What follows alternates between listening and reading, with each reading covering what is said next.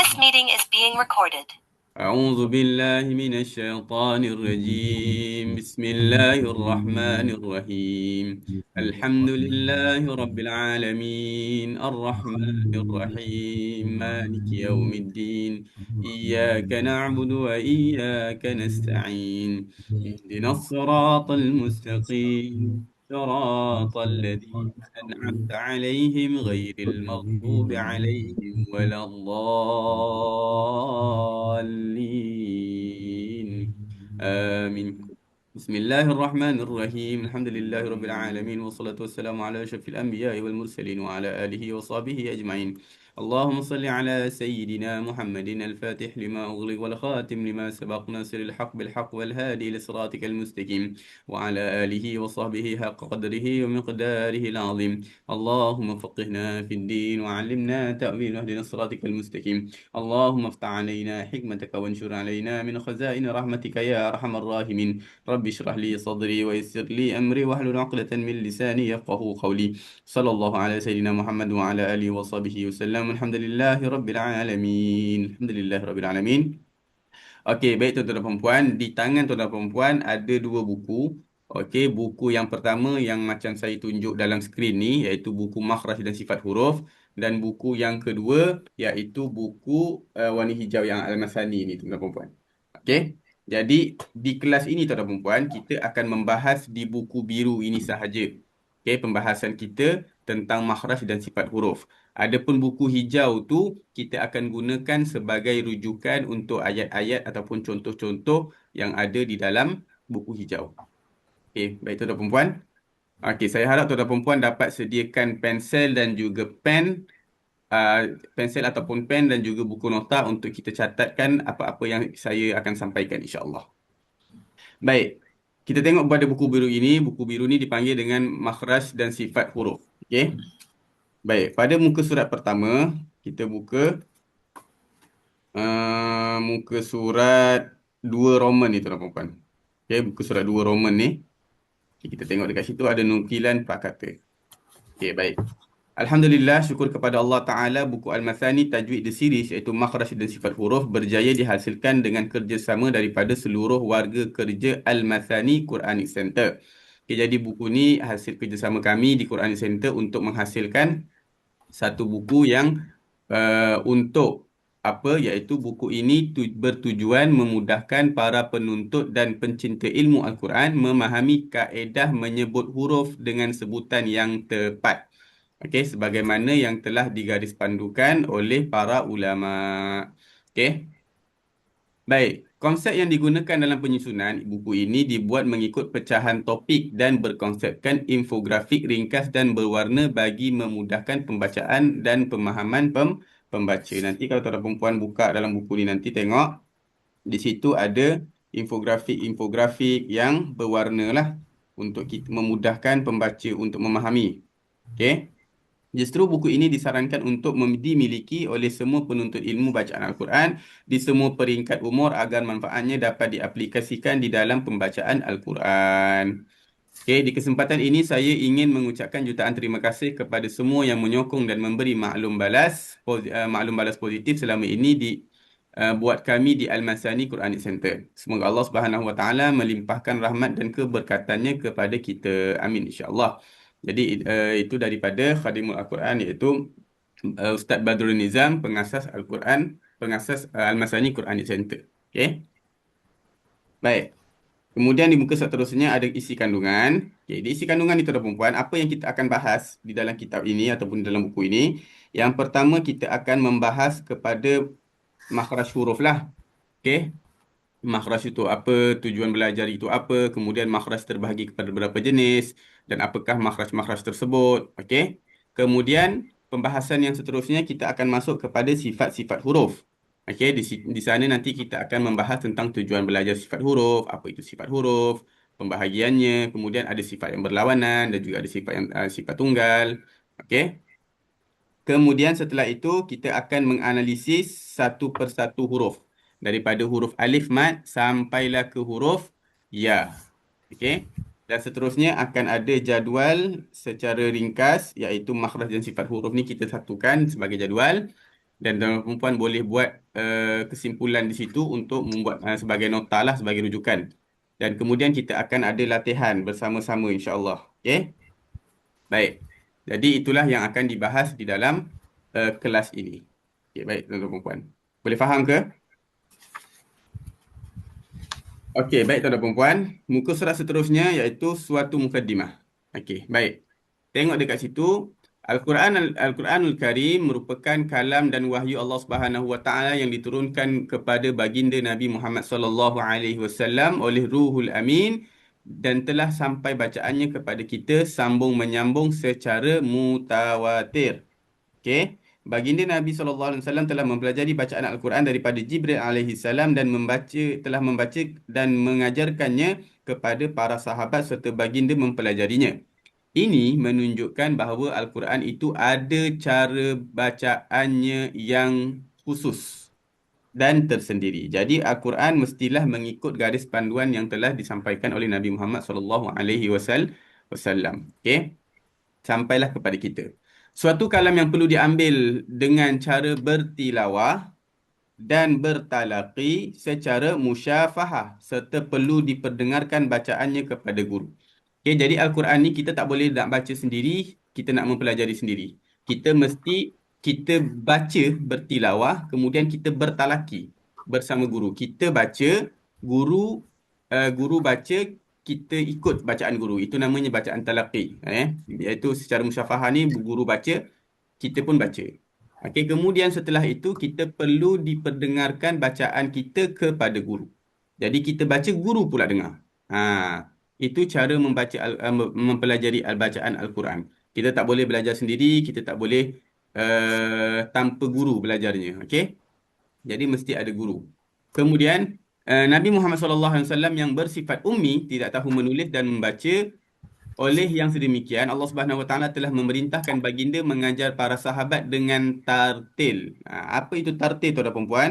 Hal ini sebagaimana firman Allah Subhanahu Wa Taala yang bermaksud, dan bacalah Al-Quran dengan tartil pada surah Al-Muzammil ayat 4. Okey. Sekarang ni kita nak tahu apa itu tartil. Okey, tartil itu kalau kita buka muka surat seterusnya, tartil membawa maksud menyebut setiap kalimah Al-Quran dengan jelas dan menunjukkan perbezaannya satu demi satu tanpa berlaku percampuran dalam kalimah. Okey. Telah dijelaskan oleh Sayyidina Ali radhiyallahu anhu berkenaan tartil. Apa itu tartil? Okey, kita tengok dekat situ. Tartil itu adalah memperelok sebutan huruf dan mengetahui tempat waqaf. Jadi kita nak sebut sebutan-sebutan huruf, ayat dan bacaan kita, dan kita mengetahui tempat-tempat mana yang mesti kita waqaf. Okey, bacaan kita mungkin tak sampai nafas, kita nak berhenti di mana. Itu namanya bacaan yang tartil. Adapun untuk memperelok huruf tidak terjadi melainkan dengan disempurnakan hak-hak dan mustahak-mustahak huruf. Baik tuan-tuan dan puan-puan, kita nak sebut huruf, kita nak baca Al-Quran, tak akan sempurna kecuali kita menyempurnakan hak-haknya. Okey, hak-hak huruf ni apa tuan-tuan dan puan-puan? Okey, hak-hak huruf ni dia ada pada sifat-sifat huruf. Okey, sifat-sifat asal huruf. Dia ada 17 sifat. Nanti kita akan bahas. Okey, 17 sifat huruf. Kemudian mustahak-mustahak huruf. Nah, mustahak-mustahak huruf ni apa? Mustahak-mustahak huruf itu adalah sifat-sifat yang disebut dengan sifat aridah ataupun sifat mendatang. Kalau hak-hak tadi sifat asal huruf. Okay, dia huruf tersebut dia memang ada sifat tersebut. Memang asalnya begitu. Kalau mustahak, sifat yang datang terhadap huruf tersebut. Okay, seperti contoh baris. Okay, huruf dad. Sebelum dia ada baris, sebutan dia macam mana? Huruf ba, sebutannya macam mana sebelum berbaris? Okey, dia ada sebutan-sebutan dia. Itu yang tadi hak-hak huruf. Mustahak huruf seperti harakat ataupun baris, ketika kita baca baris atas, bunyinya begini. Itu namanya mustahak huruf. Boleh faham ke tuan-tuan dan puan-puan? Seperti bacaan, kemudian sukun, kemudian izhar. Okey, hukum-hukum yang ada dalam Al-Quran. Okey, sifat-sifat yang ada dalam Al-Quran. Okey, saya buat nota kat sini sikit. Satu, apa itu mustahak huruf? Baik, mustahak huruf ni tuan-tuan dan puan-puan dia ada 11 tuan-tuan dan puan-puan. Okey, yang pertama apa dia? Hara, kat ataupun baris. Kita sebutnya sebagai baris. Okey. Kemudian yang kedua apa? Yang kedua sukun. Sukun ni bukan baris tuan-tuan dan puan-puan. Sukun, sukun, baris, baris. Okey? Dia berbeza. Kemudian yang kedua sebutan ataupun bacaan izhar. Okey? Izhar. Kemudian ada idgham. Kemudian apa lagi? Iaitu ikhfa. Okey? Kalau kita pernah dengar hukum ikhfa hakiki, idgham ma'al ghunnah, izhar halqi, itu semuanya adalah sifat-sifat yang datang ataupun dikenal dengan sifat-sifat aridah, iaitu dia masuk kepada mustahak huruf yang mesti kita sempurnakan sebutannya. Okey? Kemudian apa lagi? Kemudian ada iklab. Okey, iklab. Seterusnya ada mad. Asalnya bacaan huruf tak panjang tuan-tuan dan puan. Tapi bila ada mad dia jadi panjang. Okey, itu yang dinamakan dengan sifat mendatang. Kemudian ada sebutan tafkhim. Okey, tafkhim. Ra ketika baris atas dibaca tebal. Ra ketika di baris bawah dibaca tipis. Ri. Okey. Jadi tafkhim, kemudian tarkik. Kemudian apa lagi? Iaitu saktah. Ada bacaan saktah. Dan yang terakhir ada waqaf. Ini adalah sifat-sifat mendatang yang ada pada huruf-huruf. Okey? Baik. Seterusnya, senario masyarakat yang sering diperhatikan ketika membaca Al-Quran seringkali melakukan kesilapan seperti kerap tertukar huruf ataupun memantulkan suara pada huruf-huruf yang bukan qalqalah. Ini tuan-tuan dan puan, seperti memantulkan suara ini biasanya terjadi kepada huruf dad. Okey, huruf dad ni tuan-tuan dan puan, dia tak ada qalqalah. Okey, waqad dia bukan gitu. Waqad bukan. Okey, seharusnya dia waqadba contohnya. Okey, dia tak ada bunyi waqad, dia tak ada bunyi. Okey? Jadi dia tidak seharusnya dipantulkan pada huruf-huruf yang bukan qalqalah. Kemudian antara kesalahannya juga memuncungkan mulut ketika menyebut huruf-huruf yang tebal. Okey, huruf-huruf tebal kalau kita sebut dia ada 7 tuan-tuan dan puan. Okay, nanti kita bahasakan satu persatu. Huruf tebal ni seperti contoh huruf qaf. Huruf qaf dia tidak muncung mulut. Ketika dia berbaris atas, dia tidak muncung mulut. Seharusnya bunyinya seperti qa. Qa. Dia buka je mulut tu. Qa. Dia bukannya qa. Qa. Ataupun contoh lain seperti huruf kha. Huruf kha dia tak muncung juga. Ketika kha berbaris atas, dia tak muncung. Okey? Dia mesti sebutnya seperti ini. Kha. Kha. Dia buka sahaja. Okay, dia tak muncung. Kha. Kha. Itu adalah satu juga dimasuk dengan kesalahan-kesalahan dalam menyebut huruf. Baik. Kemudian memunculkan mulut ketika menyebut huruf-huruf yang tebal dan tidak dapat menyebut huruf-huruf dengan tepat. Okey, seperti huruf sin dan juga huruf sa. Dia adalah huruf yang berbeza. Okey, kita baca sin jadi bunyi sa. Okey, ataupun kita baca sa jadi bunyi sin. Dia tertukar. So, tidak dapat menyebut huruf-huruf dengan tepat. So, tuan-tuan dan puan-puan berada di kelas ini, insya-Allah saya akan membimbing tuan-tuan dan puan-puan untuk mengenal pasti sebutan-sebutan yang betul. Boleh tuan-tuan dan puan-puan insya-Allah? InsyaAllah. Okey, baik. Alhamdulillah. Oleh yang demikian, menjadi tanggungjawab kita sebagai pembaca Al-Quran agar mempelajari makhraj-makhraj huruf dan sifat-sifatnya supaya kita dapat membaca Al-Quran dengan fasih dan memelihara lidah daripada melakukan kesalahan ketika membaca Al-Quran. Okey. Berapa ramai orang yang membaca Al-Quran tapi bukan pahala yang diperoleh? Okey. Berapa ramai orang yang mempelajari Al-Quran, orang yang membaca Al-Quran tapi bukan pahala yang dia dapat, melainkan dosa. Kenapa? Kerana dia baca tanpa belajar. Dia mungkin dengar sana, dengar sini, lepas tu dia pun ikut. Baca-baca gitu sahaja. So, bacaannya tidak jadi kemungkinan jadi salah dan itu akan memberikannya dan apa dan bacaannya itu akan terhasil ataupun mendapat dosa. Kerana apa? Kerana dia belajar atau dia membaca tanpa belajar. Okey? Kalau kita baca Al-Quran salah tapi kita belajar. Itu dimaafkan. Yang jadi masalahnya ketika kita baca Al-Quran tanpa belajar. Itu yang akan memberi kesan yang tidak baik kepada kita lah. Okey, baik. Di situ ada kotak, dia kata memperelok sebutan huruf dan mengetahui tempat wakaf. Ini apa tadi? Ini yang disebut dengan tartil. Okey. Baik, kemudian muka surat seterusnya, makhraj huruf. Nah, masuklah kita kepada pembahasan makhraj huruf. Baik, tuan-tuan dan puan. Pembahasan pertama. Okay, siap sudah tuan-tuan dan puan. Makhraj huruf yang pertama, okey, ketepatan menyebut huruf-huruf hijaiyah merupakan sebelum kita masuk kepada makhraj huruf, di sini ada nota. Ketepatan menyebut huruf-huruf hijaiyah merupakan elemen asas dan utama bagi mencapai tahap pembacaan Al-Quran yang betul dan bertajwid. Okey, jadi sebelum kita selesaikan bacaan sebelum kita memulakan bacaan Al-Quran, maka perlu kita memperbaiki dahulu sebutan-sebutan huruf kerana dia merupakan satu elemen penting. Okey, untuk kita membaca Al-Quran tersebut dengan baik. Okey, baik. Seterusnya di muka surat 3, okey, di situ ada satu matan, okey, yang petikan daripada matan Muqaddimah Al-Jazariyah. Okey, apa dia yang ada di situ? Apa yang dikatakan? Iaitu iz wajibun alaihimu muhattamu qabla syuru'i awalan an ya'lamu. Terjemahannya, maka wajib secara mutlak bagi para pembaca Al-Quran sebelum mereka mula membaca Al-Quran terlebih dahulu mereka memahami.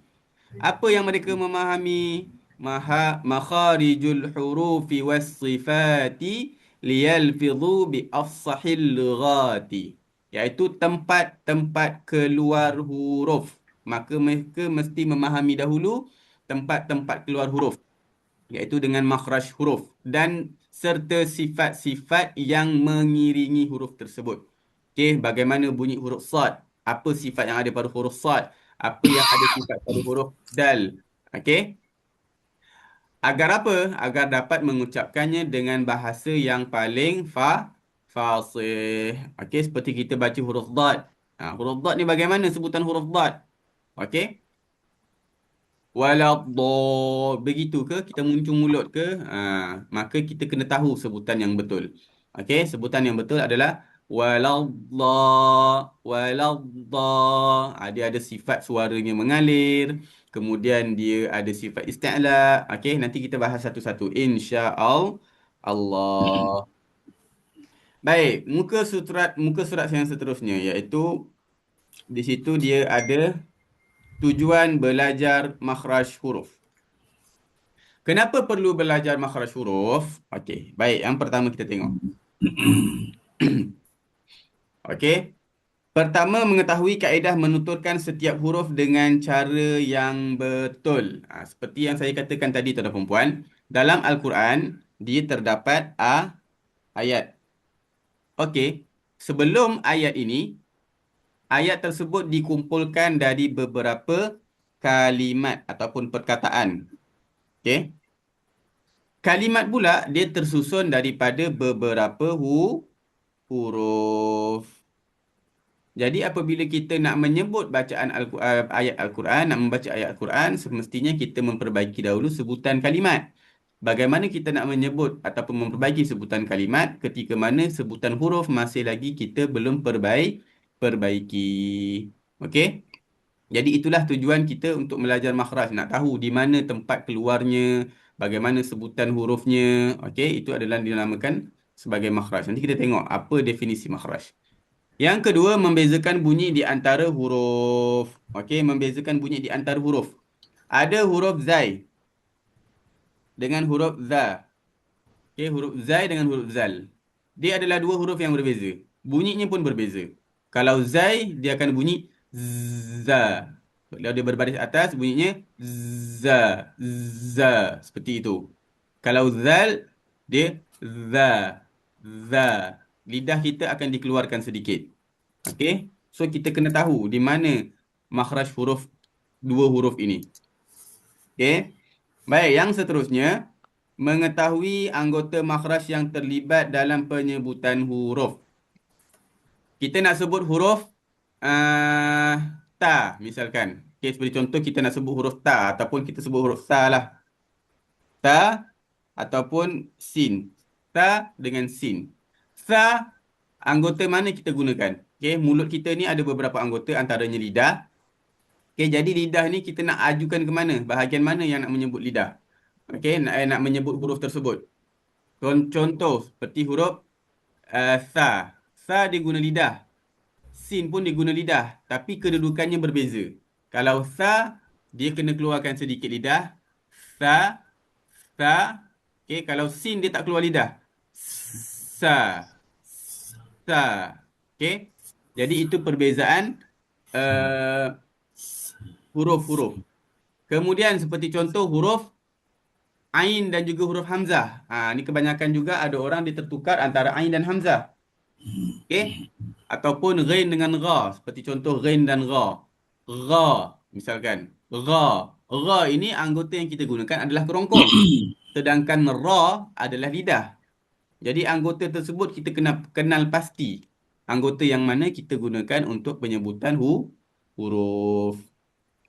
Baik, jelas ke tuan-tuan dan puan?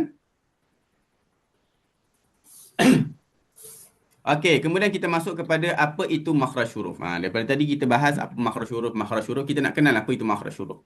Makhraj itu diambil daripada bahasa Arab. Okey, bahasa Melayunya tempat keluar huruf. Okey, kerana makhraj artinya tempat keluar. Okey, dalam bahasa Arab dia sebut dengan makhraj. Okey, asalnya daripada perkataan kharaja. Ini kalau dalam bahasa Arab lah. Okay, dia ambil pada perkataan kharaja, iaitu keluar. Kalau kharaja ini artinya keluar. Okay, ini makhraj. Ini kharaja.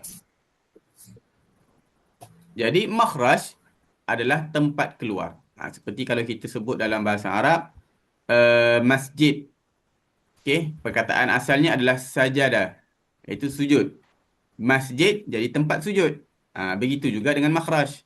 Makhraj, tempat keluar. Kharaja, itu keluar. Okey, itu dari segi bahasanya lah. Dari segi istilah, suatu nama tempat yang padanya huruf dibentuk dan diucapkan. Okey, huruf dibentuk dan diucapkan, itulah namanya makhraj. Bagaimana? Iaitu tempat keluar huruf yang mana terputusnya sebutan. Okey, sebutan huruf, sebutan sesuatu huruf ketika menyebutnya. Baik, begini tuan-tuan dan puan. Seperti contoh kita kata huruf ba. Di manakah makhraj huruf ba? Ba ni tuan-tuan dan puan, kita nak sebut dia, nak tahu di mana tempat dia, kita cuba panjangkan suara. Okey, kita panjangkan suara kita. Kemudian kita nak mula sebut huruf ba. Dia terputus suara tu. Terputusnya tu di mana? Itu yang dinamakan makhraj. Okey. Seperti contoh, nampak? Terputusnya terjadi di kedua bibir. Maka makhraj huruf ba berada di bibir. Okey. Itu yang disebut dengan makhraj. Boleh? Baik. Contoh lain seperti huruf Ain. Nampak? Bila dia terputus suara tu, di mana terputusnya? Di kerongkong. Okey? Di kerongkong kita. Anggota yang kita gunakan adalah kerongkong. Maka di situlah makhraj huruf Ain. Okey? Baik. Kemudian apa itu makhraj muhaqqaq? Kita masuk kepada pembahasan penyebutan ataupun jenis-jenis makhraj. Baik, makhraj dia terbahagi kepada dua tuan-tuan dan puan. Jenis makhraj dia terbagi kepada dua. Okey, jenis makhraj dia terbahagi kepada dua. Apa dia? Yang pertama ini makhraj muhaqqaq. Muhaqqaq.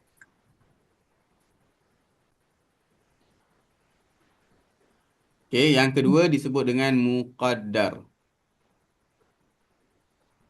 Okey, disebut dengan muqaddar. Yang di muka surat sebelahnya tu ada makhraj muhaqqaq, makhraj muqaddar. Okey, baik. Apa itu makhraj muhaqqaq? Makhraj yang bergantung kepada salah satu daripada bahagian-bahagian mulut seperti kerongkong, lidah atau bibir. Okey, yang mana bila kita sebut huruf ini, dia dapat dikenal pasti anggota mana kita guna. Dapat kita detect. Itu yang disebut dengan makhraj muhaqqaq. Okey, iaitu makhraj yang tetap. Kita tahu di mana letak makhraj tersebut. Okey, yang mana makhraj muhaqqaq ini dia terdiri daripada 28 suara huruf hijaiyah. Okey, huruf hijaiyah ada berapa tuan-tuan dan puan? Huruf hijaiyah dia ada 29. Okey, ada yang kata 28, ada yang kata 29. Dua-duanya betul. Kalau 29, satu yang tak masuk di sini iaitu huruf alif mat. Okey, kerana huruf alif mat nanti dia akan masuknya kepada makhraj muqaddar.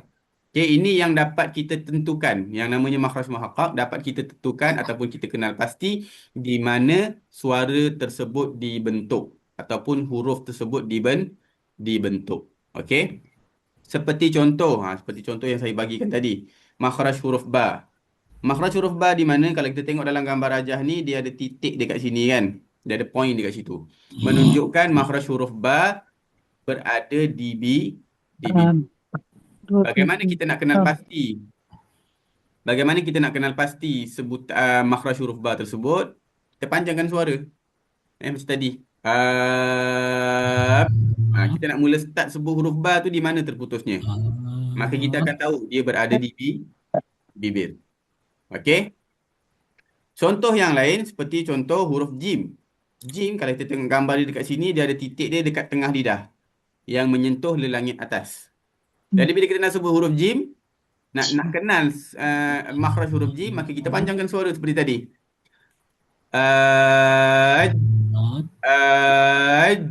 Nampak? Dia akan terangkat tengah lidah menyentuh lelangit atas kita. Boleh ke tuan-tuan dan puan? Jadi kita tahu di mana anggota yang digunakan. Itu yang disebut dengan makhraj muhaqqaq. Okey. Jenis yang kedua disebut dengan makhraj muqaddar. Apa itu makhraj muqaddar? Makhraj muqaddar adalah makhraj yang tidak dapat ditentukan dengan tepat. Dia tak dapat nak tentukan dengan tepat tempat keluar hurufnya tersebut. Seperti contoh makhraj huruf alif mat. Okey, seperti contoh makhraj huruf alif mat yang keluar daripada rongga kerongkong dan juga rongga mulut, ataupun suara dengung yang keluar dari rongga hidung. Jadi dia tidak ada tempat yang spesifik ditekan tu di mana. Okey. Yang pastinya dia daripada sini. Okey, kita tengok dulu dia punya ni makhraj muqaddar iaitu berkadar terdiri daripada suara huruf-huruf mat dan suara dengung. Itu yang dimaksudkan dengan makhraj muqaddar tadi.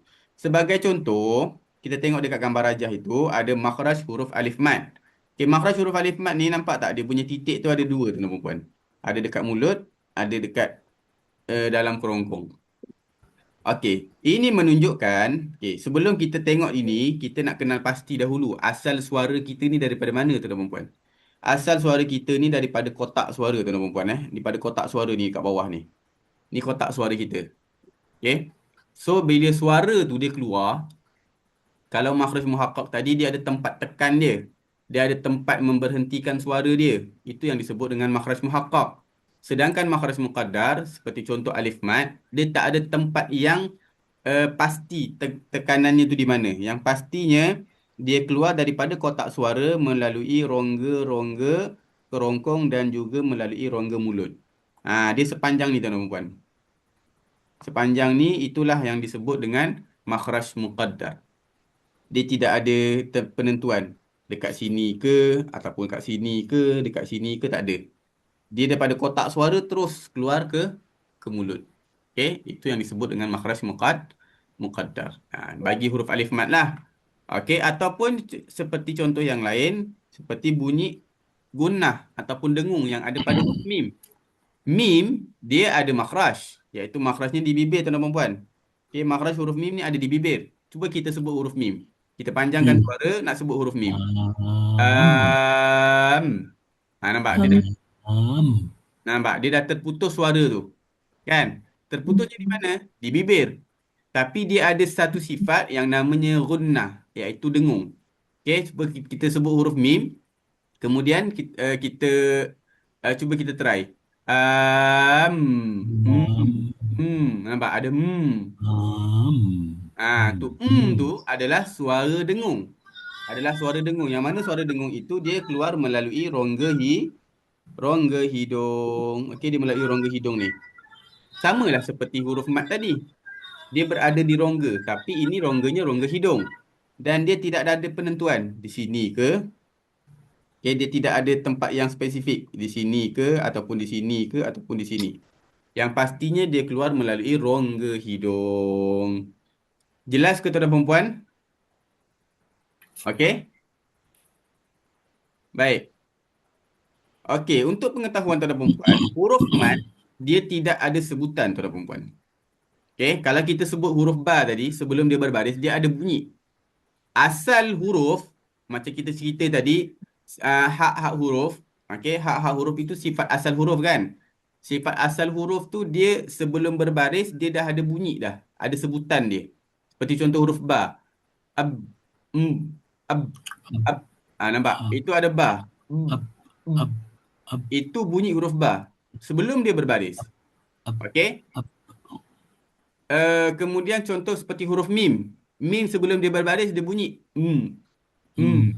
Nampak? Dia Hmm. dah ada Hmm. sebutan dia. Cuma Hmm. ketika dia berbaris, barulah terjadi bunyi baris atas. Ma, ba, Hmm. contohnya begitu. Okey? Ma, ba, ataupun ta. Itu semua dia dah berbaris dah. Okey, jadi asal huruf dia tidak berbaris. Jadi menunjukkan bahawa huruf mat ataupun baris atas ni sama ya tuan-tuan dan puan. Makhraj huruf mat, okey, perlu dicatat. Makhraj huruf mat, okey, huruf alif mat ni, dia sama dengan baris. Bukan alif mat sajalah. Seperti baris. Baris atas ke, ataupun baris bawah, ataupun baris depan, dia punya makhraj sama. Okey. Dia ada tempat keluar, tapi dia tidak ada sebutan. Macam mana tu? Dia nak sebut, dia kena perlu ada huruf. Baru dia boleh berbunyi baris atas ni. Kalau baris atas ataupun baris bawah, baris depan sahaja dia tak ada sebutan. Dia tak ada bunyi. Okey? Dia tak ada bunyi. Dia tak ada sebutan. Dia berbunyi ataupun ada sebutannya ketika dia bersama dengan huruf lain. Seperti contoh saya bagikan huruf ba. Ba ni dia ada bunyi dah tuan-tuan puan. Hmm. Hmm. Ba dia dah ada dah. Dia dah ada dah sebutan ba tu. Cuma bila kita letak baris baru dia jadi ba. Gitu. Kalau baris atas sahaja, dia tak bunyi. Dia tak ada sebutan. Jadi itu tuan-tuan perempuan perlu faham dahulu. Okey? Boleh ke tuan-tuan perempuan? Jelas ke jelas? Okey, jadi makhraj muqaddar ini juga termasuk daripada baris juga termasuk daripada makhraj muqaddar. Okey? Yang mana makhraj muqaddar ini dia sangat luas. Okey, dia panjang. Nampak tu dia panjang dia punya bahagian dia tu daripada sini sampai ke sini. Kan? Daripada kawasan ni. Daripada sini ke sini. Tu. Kalau hidung daripada sini ke sini. So dia punya makhraj adalah luas. Okey, baik. Seterusnya baru kita masuk kepada pembahagian makhraj. Baik, pembahagian makhraj, makhraj secara amnya dia terbahagi kepada 5. Secara am dia terbahagi kepada 5. Di dalam 5 ini dia akan dipecahkan menjadi 17 tuan-tuan dan puan. Okey, dia akan menjadi 17. Dia akan menjadi 17 daripada 5. Maka 5 makhraj am, 17 makhraj khas. Okey? Baik, makharijul hurufi 17 ala alladhi yakhtaruhu man ikhtabar. Tempat keluar huruf ada 17 tempat tuan-tuan dan puan. Okey, kalau mungkin sebelum ni tuan-tuan dan puan pernah dengar ada yang kata 16, ada yang kata 14, itu semuanya betul. Tapi yang kita pakai, okey, itu adalah daripada Imam Ibnu Al-Jazari. Di sini. Imam Ibnu Al-Jazari. Yang diguna pakai yang sekarang ni lah, yang kita guna biasa guna tu daripada Imam Al-Jazari. Ada juga yang kata 16, ada yang kata 14. Okey, tapi yang kita guna adalah pendapat daripada Imam Ibnu Al-Jazari. Yang mana tempat keluar huruf ini ada 17. Ini menurut pendapat yang dipilih oleh jumhur ulama Qiraat. Okey, nukilan oleh Imam Ibnu Al-Jazari di dalam kitab Matan Al-Muqaddimah Al-Jazariyah. Okey. Pembahagian ini merupakan pandangan oleh majoriti ulama qiraat dan bahasa Arab yang diterajui oleh Imam Ibnu Al-Jazari dan juga Imam Al-Khalil Ibnu Ahmad Al-Farahidi. Jadi kalau tuan-tuan dan puan pernah dengar seperti saya katakan tadi, kalau ada dengar 16, ada 14, semuanya betul. Okey, cuma yang kita gunakan ini adalah pendapat Imam Ibnu Al-Jazari. Okey. Baik, makhraj am. Nah, kita masuk pula kepada pembahagian makhraj am. Makhraj am dia ada 5 tuan-tuan dan puan. Yang pertama disebut dengan jauf. Okey, jauf ini apa? Iaitu rongga kerongkong dan juga rongga mulut. Dia berkenaan dengan rongga. Satu, yang mana dia masuk dalam kategori muqaddar. Jenis jenis makhrajnya apa tadi? Muqad Muqaddar. Kerana dia berada di dalam kawasan rongga kerongkong. Rongga bukannya kerongkong. Kerongkong tu sendiri nanti ada lagi seperti yang contoh sebelah ni. Okey. Jadi apa dia huruf-huruf yang berada di makhraj jauf?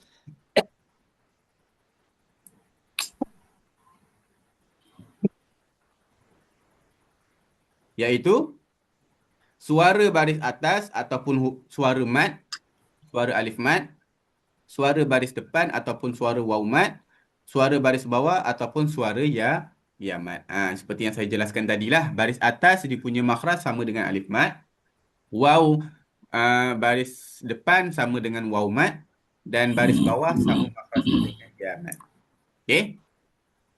Baik, kemudian kita masuk kepada yang kedua iaitu makhraj al-halaq, iaitu kerongkong. Tadi rongga kerongkong, sekarang kerongkong.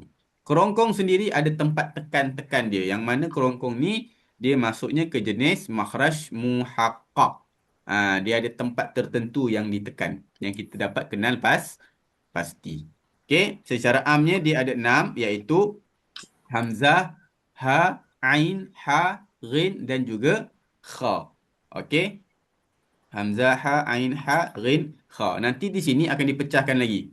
Okey. Baik, yang seterusnya iaitu asyafatani ataupun asyafataini. Boleh asyafatani ke atau asyafataini ke sama. Yang mana artinya dua bibir. Berarti huruf-huruf ini yang berada di bibir iaitu huruf fa, waw, ba dan juga mim. Okey, boleh tuan-tuan dan perempuan?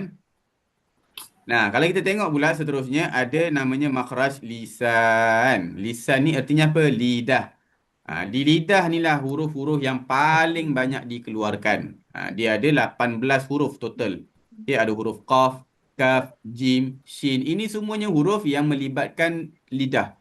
Sebab itu tadi kita katakan kita kenal pasti di mana anggota-anggota yang kita gunakan untuk kita menyebut huruf. Okey, yang kelima, yang terakhir disebut dengan al-khayshum, iaitu rongga hidung. Okey, rongga hidung. Berarti yang keluar daripada situ apa dia? Sifat gunnah yang ada pada huruf nun dan juga mim.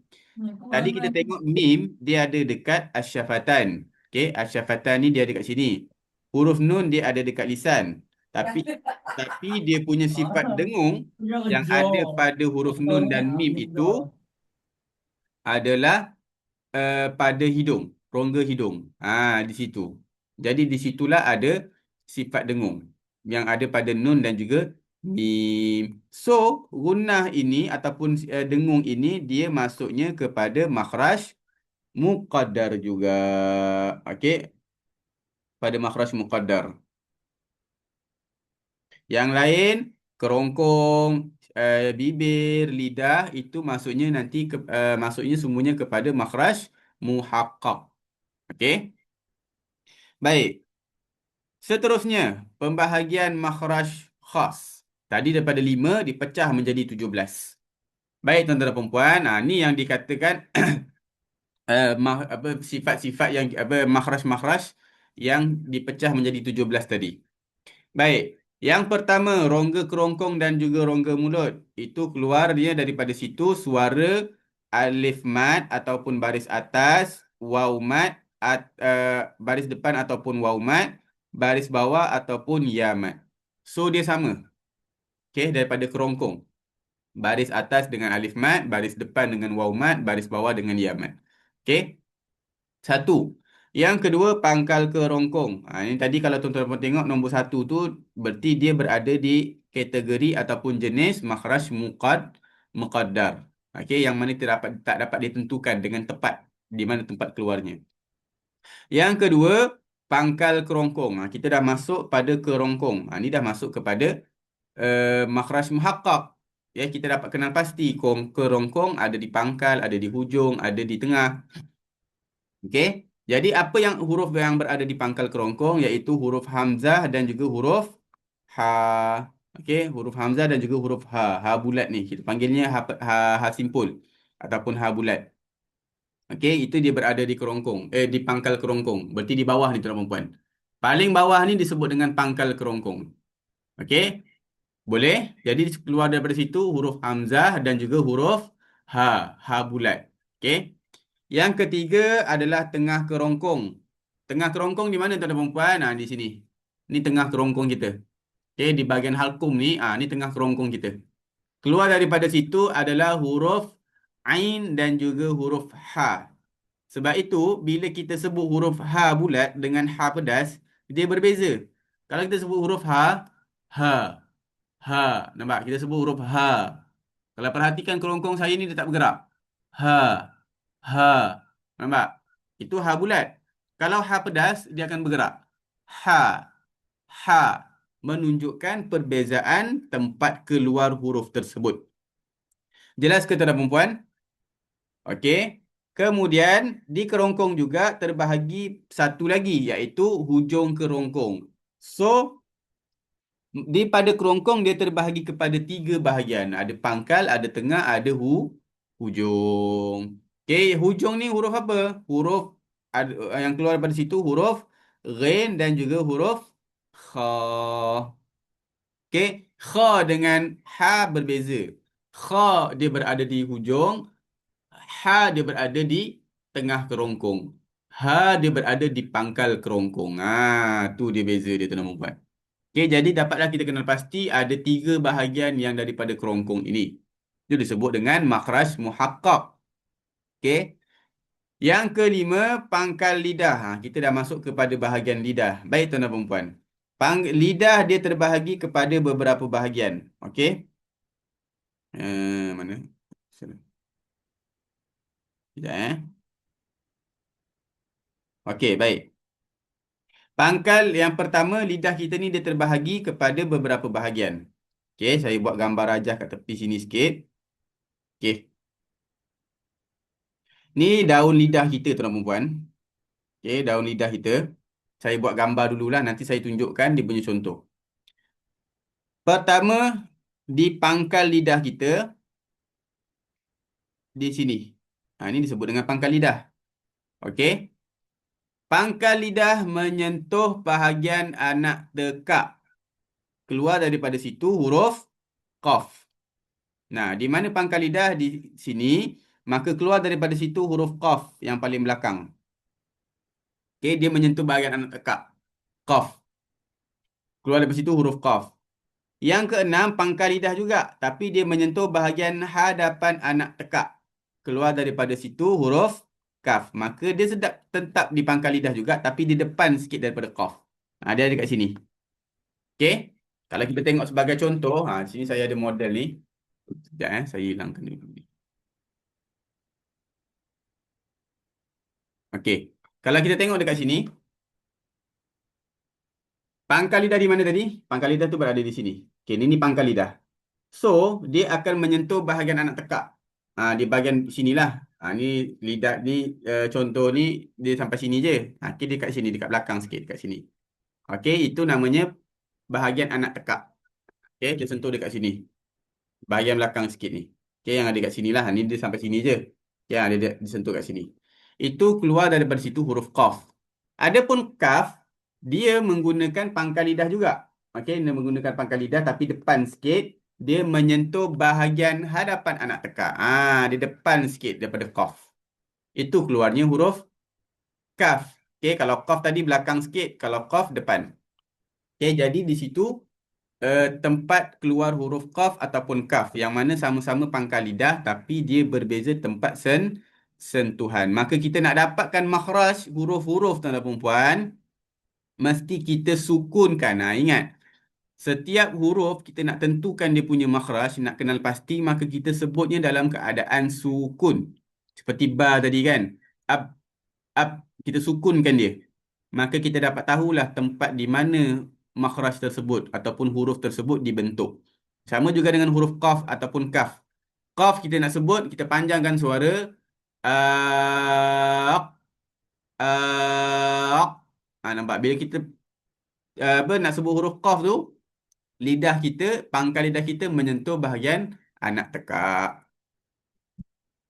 Jadi kita dapat kenal pasti di mana sebutan ataupun pembentukan huruf-huruf tersebut. Okey. Ni nanti setiap ini kita akan bahas dan menunjuk contoh gambar rajah yang ada dalam buku ni lah. Okey, jadi saya akan sentuh sikit-sikit dulu. Nanti kita masuk kepada analisis huruf. InsyaAllah kita akan bahas dengan lebih luas. Baik. Kemudian seterusnya, nombor 7, tepi lidah menyentuh gigi geraham atas. Keluar daripada situ huruf dad. Nah, ni tepi lidah tuan-tuan dan puan. Ni tepi lidah ni sini. Sisi lidah ni sini. Kiri ataupun kanan. Itu keluar daripada situ huruf dad. Okey, kiri ataukah kanan. Baik. Jadi dia menyentuh kepada mana? Menyentuh gigi geraham atas. So, sisi lidah ni tuan-tuan dan puan. Sisi lidah kita sini ataupun sini, dia menyentuh gigi geraham atas. Ni gigi geraham atas kita. Sini. Dia bukan kat sini tuan-tuan dan puan, bukan dekat gerigis dia ni, dekat tajam-tajam dia ni, bukan. Dia dekat tepi ni. Bahagian sini. Dia menyentuh bahagian sini. Itu yang tempat sentuhan huruf dad. Okey, kiri ataupun kanan. Boleh? Kemudian seterusnya, tengah lidah menyentuh lelangit atas. Okey, tengah lidah menyentuh lelangit atas, keluar daripada situ huruf jim, shin dan ya. Mana tengah lidah tuan-tuan dan puan? Okey, kalau kita tengok gambar raja tadi, ini ada pangkal lidah, ada huruf qaf, kaf, kemudian sisi lidah ada huruf dad, kiri atau kanan. Nah, tengah lidah di sini. Di sini, di kawasan sini. Di situ keluar padanya huruf jim, shin dan juga ya. Di tengah lidah ni. Okay, so daripada kawasan sini. Ni. Ni tengah lidah kita. So dia menyentuh ke mana? Dia menyentuh kepada lelangit atas. Boleh faham tuan-tuan dan puan? So nak dapatkan sebutan ni, nak dapatkan makhrajnya tu, nak kena pasti kita sukunkan dia. Okay, kita panjangkan suara, kemudian kita nak mula sebut huruf tersebut. Ash, aj. Gitu. So dia akan dapat rasa di mana sentuhan anggota lidah kita. Boleh? Baik, yang ke-9, tepi hujung lidah menyentuh gusi atas.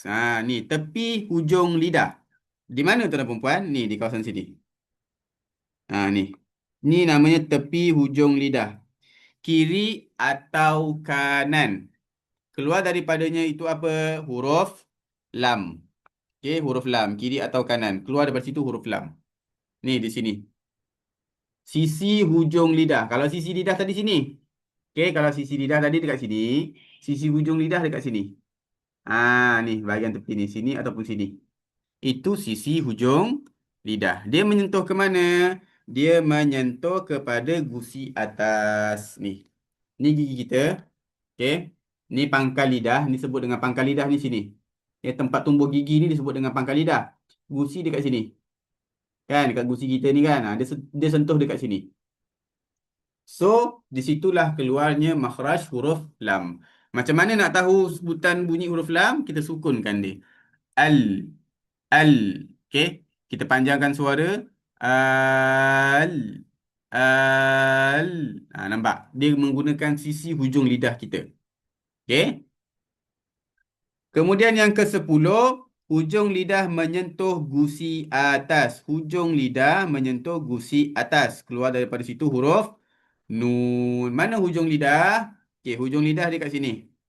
Ni hujung lidah kita. Okey, keluar daripada situ huruf nun. Dia menyentuh ke mana? Ke gusi atas. Okey, ada yang kata gusi atas, ada yang kata lelangit atas tapi berhampiran gusi, berdekatan dengan gusi. Okey, dia nak arah ke gusi ni. Okey, so hujung lidah kita ni, hujung lidah kita ni hujung lidah. Tadi ni sisi hujung lidah, kiri atau kanan. Sekarang ni hujung lidah. Okey, nampak tak? Ni hujung lidah, sisi hujung lidah. Tadi keluarnya dari situ huruf lam. Hujung lidah ni keluar huruf nun. Menyentuhnya di mana? Dia ada tempat sentuhan dia. Sentuhan dia berada di gusi atas. Okey, ataupun yang berhampiran dengan gusi ni. Di sini ni. Okey, yang berhampiran dengan gusi ni nak langit atas nak pergi ke gusi. Situ sentuhan huruf nun. Nak pastikan macam mana, kita cuba sukunkan dia. An. An. Okey. An. An. Nampak? Di situ sentuhannya. Okey. Seterusnya nombor 11, hujung lidah menyentuh lelangit atas. Keluar daripada situ huruf ra. Hujung lidah menyentuh lelangit atas. Sama juga macam huruf nun, hujung lidah. Okey. So dia berada dekat sini, hujung lidah juga. Iaitu keluar daripada situ huruf ra. Okey, huruf ra.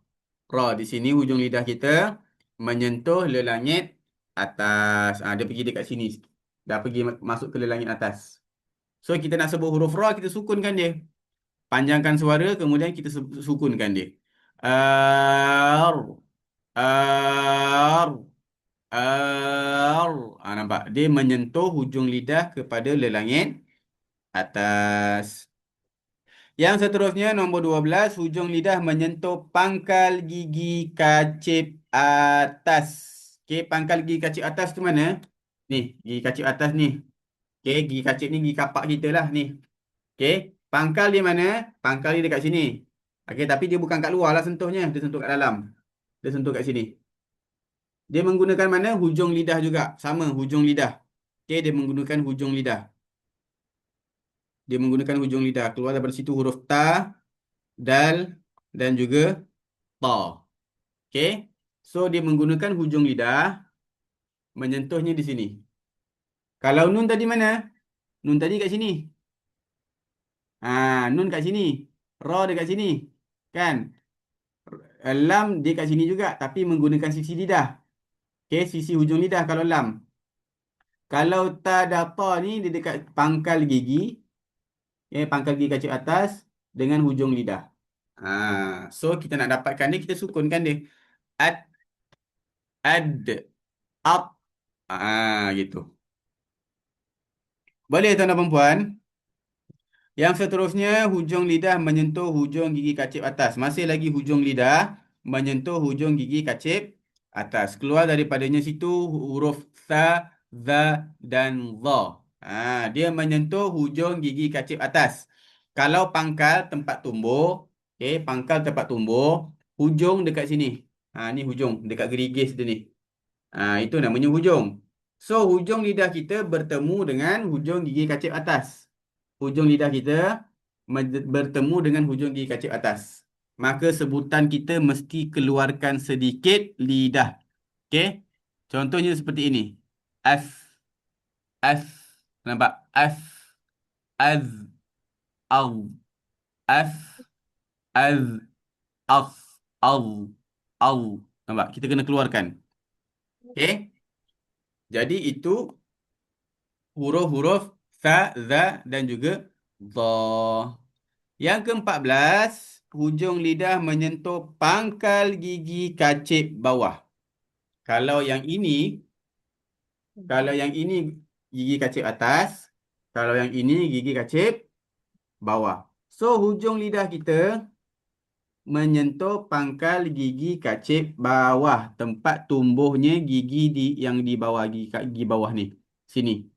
Okey, so kita letakkan dia ke bawah, maka keluar daripada situ huruf zai, sin dan juga sad. Hmm. Okey? As, As. as, az. As. Gitu.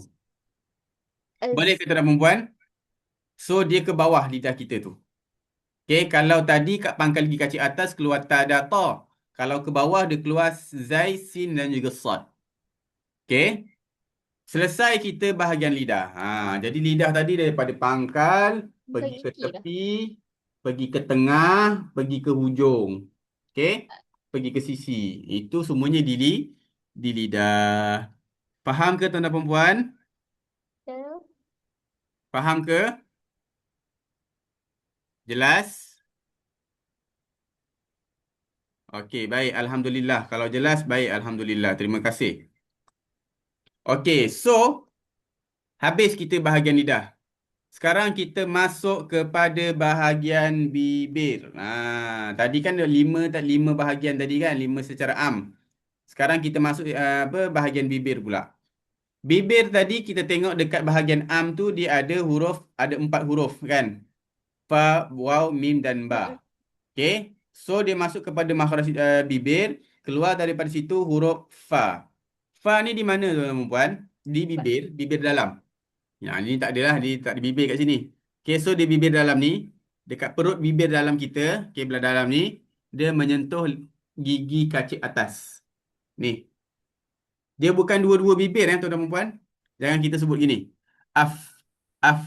Dia bukan gitu. Okay, huruf fa yang betul adalah af, af. Nampak? Bibir saya yang bawah ni, yang bahagian dalam, dia menyentuh bahagian hujung gigi kacip atas. Okay, dia akan jadi af, af. Nampak? Af, af. Jangan dua-dua. Jangan kita sebut af. Af. Tak nak. Okay, dia bukan gitu. Boleh? So, nanti tuan-tuan perempuan praktis untuk sebutan huruf fa ni. Okay, jangan up. Up. Apa lagi kalau up. Up. Dia bukan gitu. Dia mesti ada angin. Nanti sifat pula kita bahas. Okay? Ni sebagai makhraj je dulu. Af. Af. Gitu. Okay? Yang ke-16, bibir luar. Bibir luar keluar daripada situ huruf waw, ba dan juga mim.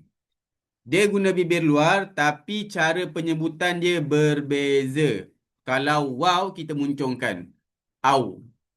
Au. Au. Okey. Kalau ba kita rapatkan.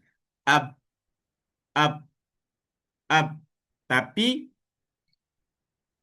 berbeza dengan mim. Mim pun kita rapatkan. Tapi kita rapatkan tidak terlalu menekan.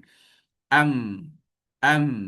Kalau ba, up, up. Tekanannya lebih kuat. Kalau mim, tekanannya agak ringan. Am, am. Tu beza dia tuan-tuan perempuan. Sama-sama di bibir, tapi berbeza tekanan dan juga cara penyebutan. Boleh tuan-tuan perempuan? Yang terakhir iaitu 17 sifat ataupun suara dengung yang ada pada sifat huruf nun dan juga mim. Dengung tadi kat mana? Dekat hidung. Okey, so dia keluar daripada hidung melalui rongga hidung. Okey, contoh kita sebut am, kita tutup hidung ni dia tak ada suara. Am, tu. Tu suara dengung. Yang ada pada huruf nun. Huruf mim. Kalau huruf nun, an, an, ad. Nampak? Dia dibantu dengan suara dengung, mim dan nun ni. Okey? Jelas sampai di sini tuan-tuan dan puan-puan? Baik. Kemudian kita masuk kepada gelaran-gelaran huruf. Kalau tuan-tuan dan puan-puan ada pertanyaan, kalau tuan-tuan dan puan-puan ada apa nak tanya, boleh sila ke ruangan chat ataupun buka mic. Nak tanya ataupun nak contoh sebutan, tuan perempuan nak praktik, saya nak contoh Ustaz. Saya nak baca. Boleh ke? Silakan. Saya amat mengalu-alukan praktikal daripada tuan dan perempuan semua. Okey? Baik. Saya teruskan dahulu. Kalau seandainya ada pertanyaan, boleh tulis di ruangan chat. Okey, insya-Allah. Baik, yang seterusnya gelaran-gelaran huruf.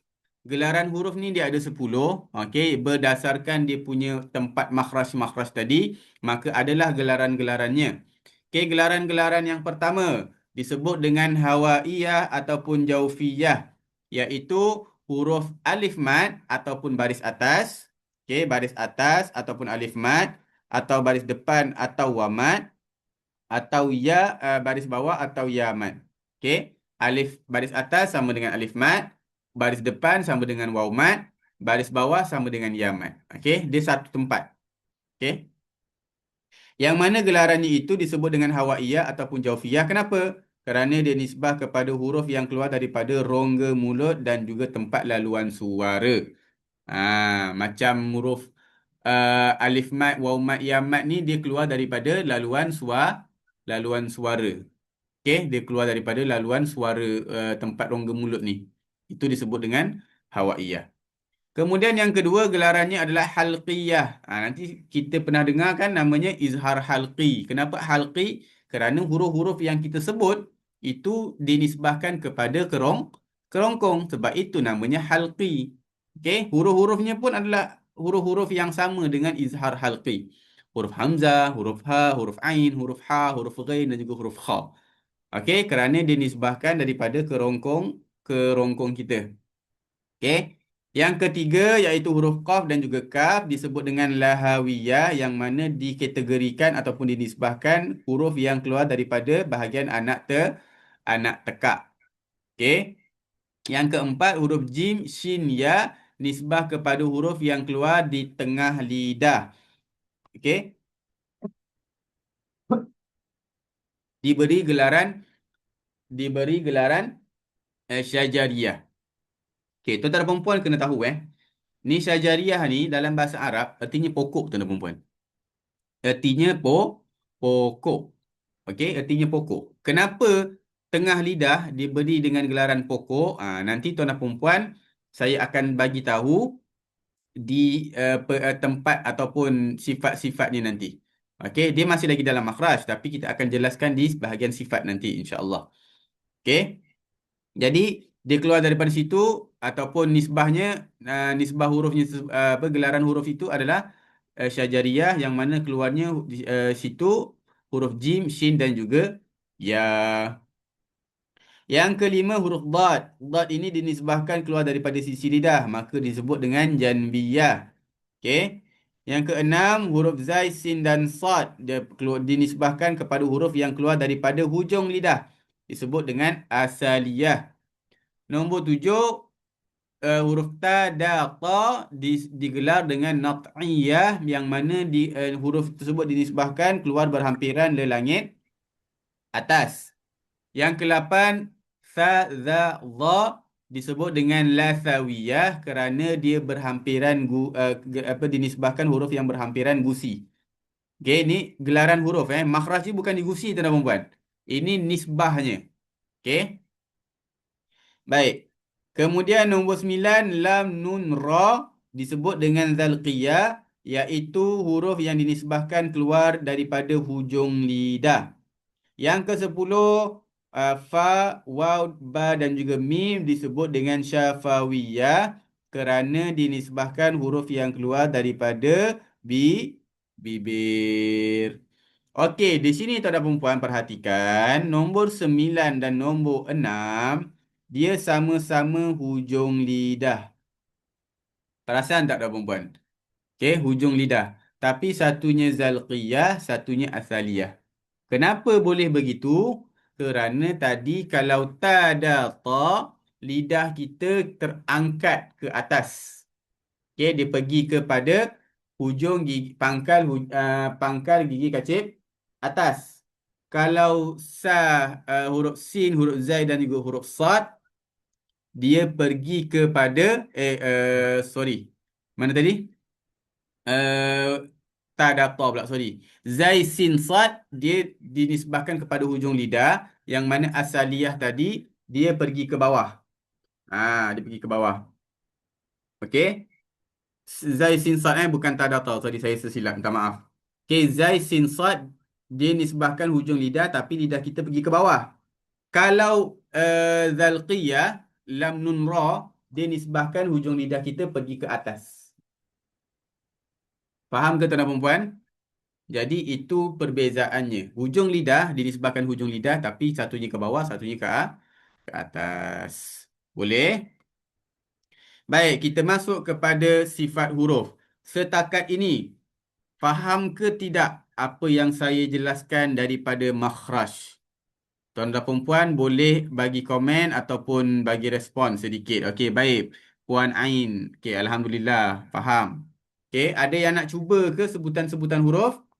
Okey, kalau nak cuba, nanti silakan di bahagian sifat lah. Kerana kita dah masuk ke sifat, jadi kita boleh praktik makhraj berserta sifat huruf. Okey, tapi kalau ada pertanyaan tentang penjelasan saya tadi, boleh juga bertanya. Okey, baik. Kemudian kita masuk kepada sifat huruf. Okey, tuan-tuan dan perempuan, sebelum kita lanjut, kita rehat dulu sekejap 5 minit. Boleh ke tuan-tuan dan perempuan? Sekejap Kita rehat dulu 5 minit, nanti kita sambung lagi, insya-Allah.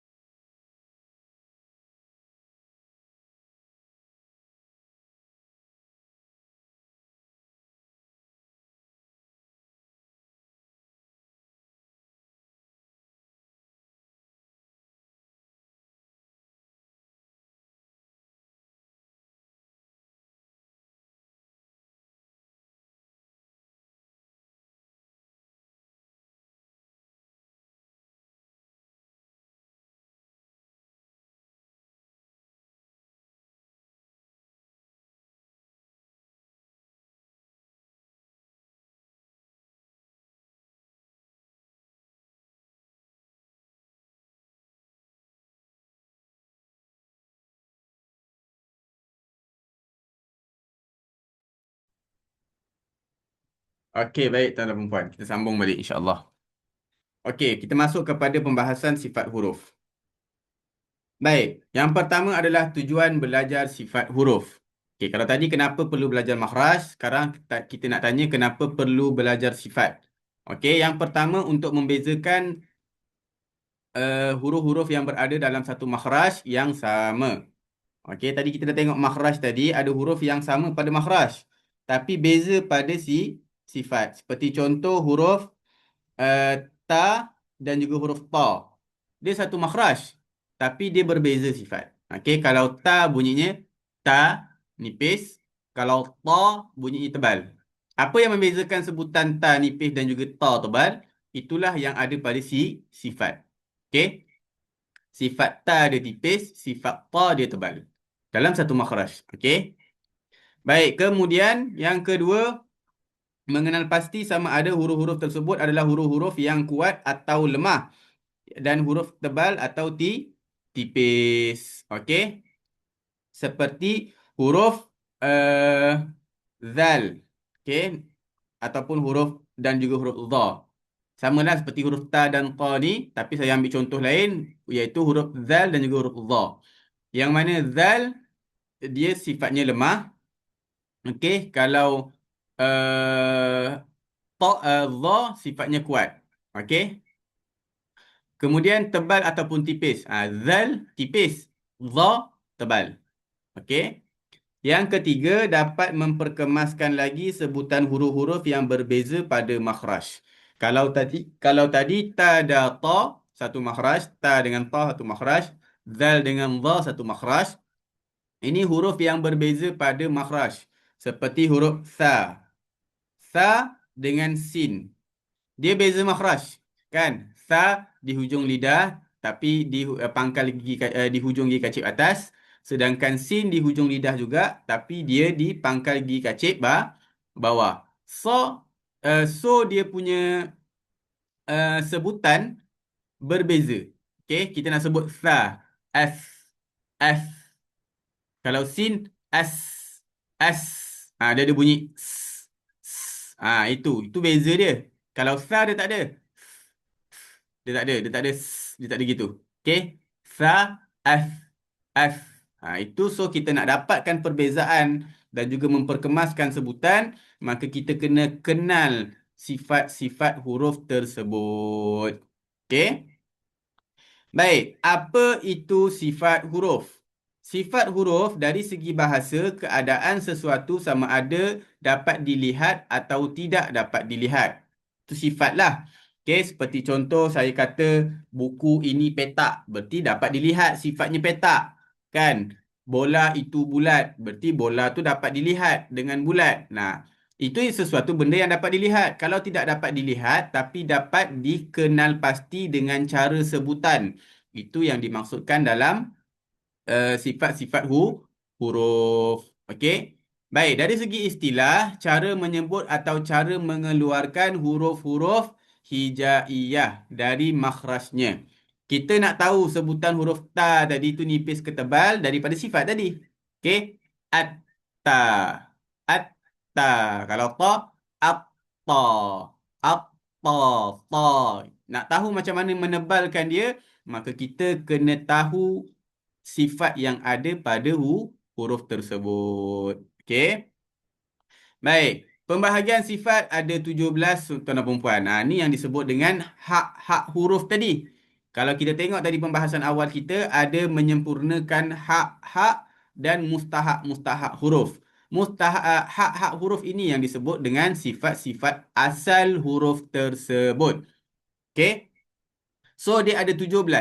Yang mana 17 itu dibahagi menjadi dua bahagian, iaitu sifat yang berlawanan dan juga sifat tunggal. Sifat berlawanan dia ada 10, sifat tunggal dia ada 7. Apa dia sifat berlawanan, apa dia sifat tunggal? Okey, baik, kita tengok. Sebelum tu, para ulama tajwid berselisih pendapat mengenai bilangan sifat-sifat huruf ini. Namun pandangan daripada Imam Ibnu Al-Jazari telah dipilih dan diterima pakai oleh ulama dalam kitab-kitab tajwid, iaitu sebanyak 17 huruf yang terdiri daripada 10 sifat berlawanan dan juga 7 sifat tunggal. Okey? Okey, kalau makhraj tadi tuan dan perempuan, dia agak senang tuan dan perempuan. Okey, kita nak tahu di mana tempat sentuhan bunyi huruf tersebut.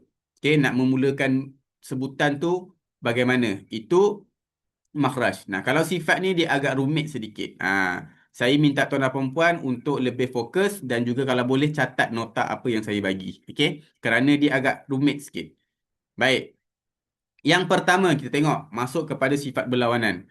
Yang pertama sifat berlawanan adalah disebut dengan al-jahar dan juga hamas. Jahar dan hamas. Jahar lawannya hamas. Okey, apa dia jahar, apa dia hamas? Baik, kita tengok. Definisi jahar adalah nyaring. Okey, kita jangan faham dia dari segi dari segi bahasa. Okey, bahasanya jahar itu nyaring. Kalau hamas itu sembunyi. Tapi kita tak boleh faham daripada situ. Kita kena faham daripada istilahnya. Istilahnya apa? Di bawah ni. Iaitu tertahan nafas atau angin ketika menyebut huruf kerana tekanan yang kuat pada makhraj. Itu yang disebut dengan jahar. So, anginnya tertahan ataupun nafasnya tertahan. Okey. Kalau hamas, kebalikan daripada jahar, iaitu terlepas nafas atau angin ketika menyebut huruf kerana tekanan yang lemah pada makhraj. So, kenapa sifat jahar kuat? Kenapa sifat hamas kuat? Kerana jahar tekanannya kuat. Kenapa jahar kuat, hamas lemah? Kerana jahar tekanan pada makhrajnya kuat, hamas tekanan makhrajnya lemah. Okey, nanti dia ada pembahagian kategori sifat. Okey, huruf ini sifatnya kuat, huruf ini sifatnya lemah. Kenapa? Kerana tekanan yang ada pada sifat huruf tersebut kuat ataupun lemah bergantung kepada sifat-sifat yang dia ada. Okey. Okey. Boleh tuan-tuan dan puan huruf-huruf ni dia satu huruf dia boleh berbagai-bagai sifat. Okey, sifat satu huruf dia boleh banyak sifat. Dia bukan satu huruf satu sifat tuan-tuan dan puan. Kalau makhraj ya. Kalau makhraj satu makhraj mungkin satu huruf ada. Tapi kalau sifat dia satu huruf dia boleh banyak. Okey, dia boleh banyak sifat. Gitu. Boleh? Baik. Sekarang kita tengok jahar dan hamas tadi berkenaan dengan angin ataupun nafas. So, di sini tuan dan perempuan perlu catat bahawasanya hamas dan jahar dia dari segi nafas. Tulis. Dari segi jahar dan hamas dari segi nafas. Okey, apabila saya tanya, okey, apakah sifat yang ada pada huruf sekian-sekian dari segi nafas? Maka tuan-tuan dan perempuan boleh jawab antara jahar ataupun hamas. Okey? Faham sampai situ? Okey, baik. Sekarang kita tengok.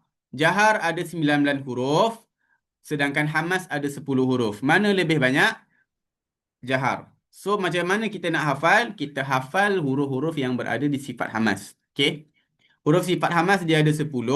Dalam ringkasan dia kat sini, fahathahu syakhsun sakata. Okey, di bawah sini. Fahathahu syakhsun sakata. Itu adalah kesimpulan ataupun ringkasan formula untuk kita menghafal huruf-huruf yang bersifat hamas. Okey. Yang pertama huruf fa. Kita tengok situ huruf fa. Okey. Huruf fa. Kemudian yang kedua huruf ha. Ada huruf ha kat sini. Huruf sa, dia ada huruf sa dekat sini. Ha, dia ada huruf ha dekat sini. Shin, dia ada huruf shin dekat sini. Kha, kha. Sad, sad. Sin, sin. Kaf, kaf. Ta, ta. So, setiap daripada kalimat huruf perkataan itu merangkumi sifat-sifat huruf hamas. Okey? Boleh? Bagaimana kita nak kenal pasti angin ataupun tidak? Apabila kita sebut huruf-huruf hamas, maka kita letakkan tapak tangan kita dekat depan mulut. Kita sebut huruf tersebut dalam keadaan sukun. Ingat tuan-tuan perempuan, dalam keadaan sukun. Mesti sukunkan. Kalau tak sukun, kita tak dapat. Susah nak dapat. So, kita sukunkan dia baru kita dapat. Okay, contoh seperti huruf fa. Af. Af. Nampak? Dia ada angin. Af. kita rasa angin tu tolak ke tapak tangan kita. Okey? Kalau huruf ha, ha, ha. Nampak? Ada angin. Kan? Begitu juga dengan seterusnya. Kalau huruf yang bersifat jahar, dia tak ada angin. Okey? Contoh kalau kita sebut huruf ain. A, a. Ada tak angin? Tak ada angin. Huruf za, al, al. Walaupun bunyi dia macam ada angin, tapi dia tak ada angin. Al, al. Nampak? Dia tak ada angin. Mim, am, am. Dan seterusnya. Waw, zai, nun. Dan seterusnya. Okey? Boleh ke tuan-tuan dan puan? So, kita nak hafal. Kita hafallah sifat huruf hamas. So, sebab huruf dia lebih sedikit daripada huruf yang bersifat jahar. Tu yang pertama, iaitu dari segi nafas, iaitu jahar ataupun hamas. Sifat berlawanan yang kedua, iaitu sifat rakhawah dan juga syiddah. Kalau tadi angin, iaitu jahar dan hamas, sekarang syiddah dan rakhawah. Dari segi apa? Baik, kita tengok. Definisi syiddah kuat, definisi rakhawah lembut. Kita jangan faham dari segi bahasanya tuan-tuan dan puan. Kita kena faham dari segi istilah. Baik, syiddah ni apa? Tertahan suara ketika menyebut huruf-huruf kerana tekanan yang kuat pada makhraj. Okey, jadi suaranya tertahan kerana tekanan yang kuat pada makhraj. Ar-rakhawa adalah suara yang terlepas ketika menyebut huruf kerana apa? Tekanannya lemah. Kalau tadi kuat, yang ini lemah. So, dia berlawanan kan? Betul tak? So, dia berlawanan. Kuat, lemah. So, bererti dari sifat syiddah dan rakhawah ni dari kategori apa? Dari segi apa? Dari segi suara. Kalau hamas tadi dan jahar dari segi nafas. Kalau syiddah dan rakhawah dari segi suara. Okey? Baik, kita tengok huruf-huruf yang bersifat syiddah dan rakhawah. Syiddah ada 8 huruf, rakhawah ada 16. Okey, so yang mana lebih banyak? Yang lebih banyak adalah sifat-sifat huruf rakhawah. Kita nak hafal huruf-huruf, kita nak hafal sifat huruf, kita hafal yang paling sedikit. Kalau di sini 8, so 8 tu berada di syiddah. So kita ingat syiddah. Okey, selebihnya kita tolak kepada rakhawah. Boleh? Kalau tadi kan 10. Lawannya 19. Kalau kita gabung jadi 29. Cukuplah huruf hijaiyah. Okey. Kalau syiddah dan rakhawah 16 dengan 8. Okey, so kita kira 8, selebihnya kita tolak kepada rakhawah. Okey. Baik, kita tengok dulu. 8 yang ada pada sifat syiddah itu adalah huruf hamzah, jim, dal, qaf, ta, ba, kaf dan juga ta. Perasan tak tuan-tuan perempuan? Tadi ada di hamas tadi ada huruf ta kan? Ada ta juga. Dekat sini pun ada ta. Itulah saya katakan tadi, kalau sifat huruf, satu huruf boleh berbagai-bagai sifat. Sebab dia melibatkan cara penyebutan. Kena ada suara yang tertahan, kemudian ada angin yang terlepas. Jadi begitu. Okey, kalau makhraj, satu huruf, satu makhraj. Tak ada masalah. Okey, kalau yang berkongsi makhraj tu lain lah. Okey, tapi dia still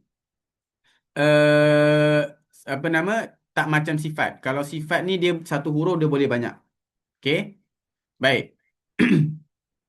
8 huruf syiddah ni iaitu suara yang tertahan. Suara bila kita sebut huruf-huruf syiddah maka suaranya akan tertahan. Okey, bagaimana nak dapatkan sifat syiddah yang ada pada huruf-huruf syiddah? Maka caranya kita mesti sukunkan huruf tersebut. Seperti contoh kita hamzah. Okay, kita letak satu huruf di depan, kita bacakan baris atas, kemudian hamzah tadi kita sukunkan dia. Ba, ba, nampak? Suaranya langsung tertahan. Ba, ba, langsung tertahan suaranya. Okey, kalau huruf jim, baj, baj, baj, nampak? Dia tertahan suara. Ad, ad. Itu yang dimaksudkan dengan sifat syiddah. Kalau rakhawah, seperti huruf kha. Okey, kita sebut huruf kha, kita sukunkan dia. Dia akan ada eko suara, tuan-tuan dan puan. Okey, akh, akh. Nampak? Dia ada suara yang terlepas. Itu yang dimaksudkan dengan rakhawah. Okey, suara tertahan dengan suara terlepas. Okey, kalau terlepas itu rakhawah, syiddah itu suara tertahan. Baik tuan dan perempuan. 8 tambah 10 cukup tak huruf hijaiyah 29? Ha? Cukup ke tidak cukup tuan dan perempuan? Tak tak cukup, betul? 8 tambah Betul. 8 16 kan? tambah 16 ada berapa? 24. 24. So huruf hijaiyah ada berapa? 29. 29. Mana lagi 5? Ah. Muka surat seterusnya itu ada sifat tawassut. Tawassut ni dia duduk di antara sifat syiddah dan rakhawah. So dia juga termasuk daripada segi suara. Okey? Jadi kalau syiddah dan rakhawah dia berlawanan, tawassut dia duduk tengah-tengah, jadi referee dia. Okey, dia duduk tengah-tengah. Okey, dia duduk tengah-tengah. So syiddah lawannya rakhawah, tawassut dia duduk tengah-tengah. Dia masih lagi dalam kategori suara. Yang mana suara huruf tawassut ini dia adalah di pertengahan. Dia tidak terlalu mengalir dan juga tidak terlalu terlepas. Kalau syiddah tadi dia tertahan. Kalau rakhawah dia terlepas ataupun mengalir. Tawassut dia tengah-tengah. Tak terlalu mengalir, tak terlalu terlepas. Begitu. Okey. Kalau syiddah dia 8 huruf tadi, dia punya formula ajid, qatin, bakat. Okey. Hamzah, jim, dal, qaf, ta, ba, kaf, ta. Okey. So kita nak ingat huruf-huruf yang bersifat syiddah, kita ingat formula ini. Okey. So lebihnya kita tolak kepada rakhawah. Tapi sebelum rakhawah kita kena kira dahulu sifat huruf yang ada sifat tawassut. Okey? Tawassut tadi adalah suara yang sederhana, tidak tertahan keseluruhan suaranya dan juga tidak terlepas keseluruhan suaranya. Yang saya katakan tadilah, dia tak terlalu mengalir juga tidak terlalu terlepas. Hurufnya ada berapa? Hurufnya ada 5. Okey? Lam, nun, ain, mim, ra. Ringkasannya adalah Lin Umar. Okey? Lam, nun, ain, mim, ra. So, bila kita nak ingat huruf yang dari segi suara, kalau macam tadi dari segi nafas, dia ada 10 dengan 19. Okey, dari segi nafas. So, kita hafal yang 10. Hamas tadi. Kalau dari segi suara, dia ada syiddah, ada rakhawah, tengah-tengah dia tawassut. Kalau rakhawah ni kan banyak. So, kita hafal huruf syiddah dan juga huruf tawassut. Selebihnya kita tolak ke rakhawah. Boleh ke tuan-tuan perempuan? Jadi kita gunakan formula seperti ini untuk kita mudah ingat. Huruf-huruf ni dia bersifat apa sahaja dari segi ini. Dari segi angin dia bersifat sekian. Dari segi suara dia bersifat sekian. Okey? Itulah dia punya cara dia. Nampak tak lagi tuan-tuan perempuan? Sifat huruf ni macam mana? Nampak ke tidak? Jelas ke tidak? Ni Ustaz, baru. sederhana dia tu macam mana? Okey, suara dia tak terlalu mengalir. Contoh kalau kita tengok huruf ba. Huruf ba pula. Huruf hamzah ni bila kita sebut dia tertahan. Ba. Dia terus ba. Dia gitu. Faham tak? Contohlah kalau kata kita ini, saya contohkan sebagai satu kenderaan lah. Motosikal ke kereta ke. Ini adalah tempat brake dia. Tempat makhraj dia. Tempat kita tekan dia punya makhraj. So bila huruf yang bersifat syiddah, dia akan tekan brake terus berhenti. Okey, macam huruf ba kan. Contoh kalau di sini ada huruf ba, juga ada huruf kaf. Contoh saya kata ambil huruf hamzah tadi. Okey, hamzah tadi ba dia tekan brake terus berhenti. Ba. Okey, dia tertahan. Kalau rakhawah dia mengalir kan. Tekan brake dia ada lebih, macam brake lori orang kata. Nampak dia gitu. Okey. Nah, kalau tawassut, dia kita tekan, dia tak brake dia makan tak makan. Kalau lori tu kan dia tekan brake dia tak terlangsung berhenti kan. Kalau tawassut ni dia tengah-tengah. Contoh dia bunyi dia kita sebut huruf lam. Contoh kata huruf lam. Al, al, l. Sikit saja. Dia tak ada al. Nah, tu panjang. Okey, tu dia punya suara bukan terlepas lagi, dia panjang. Okey? Al, al. Nampak tak suara dia tu? Al, an. Kalau huruf nun, an. An. Dia tak langsung berhenti. An. Dia bukan gitu. An. Al. Bukan gitu. Itu syiddah. Okey, tapi lam ni dia bukan sifat syiddah. Dan juga dia bukan mengalih. Al. Bukan. Dia al. Al. Nampak? Dia nak mengalih sedikit, nak terlepas sedikit. Ha, gitu. Macam huruf ain. A. A. Nampak tak? Faham tak? Ha, itu yang dimaksudkan dengan sifat tawassud. Kalau huruf ain dengan huruf ha, contoh. Ha dia bersifat rakhawah. Okey, nampak? Ha. Dia sifat rakhawah. Makhraj sama, tapi sifat dia berbeza. So, bila huruf kita sebut huruf ha, ah, ah, ah. Ha, nampak? Suara dia tu ada mengalir. Ah. Tapi kalau huruf ain, a, a. Ah, dia gitu. Kalau hamzah, a, a. Nampak? A, dia terus terus berhenti terus. Faham ke faham? Jelas kan? Puan Ain tadi bertanya. Ah, itu dia maksud dia. Boleh? Sekarang kita dah ada dua kategori, dah ada dua jenis ataupun dah ada dua segi. Iaitu yang pertama dari segi nafas, yang kedua dari segi suara. Nafas ada dua, iaitu syiddah pula. Jahar ataupun hamas. Dari segi suara ada tiga. Syiddah lawannya rokhawah, tengah-tengah dia ada sifat tawassud. Jelas tuan-tuan dan puan? Baik, kemudian ada soalan ke?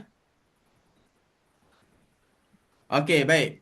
Kemudian seterusnya sifat yang ketiga sifat berlawanan, iaitu isti'la dan istifal. Apa dia isti'la dan istifal?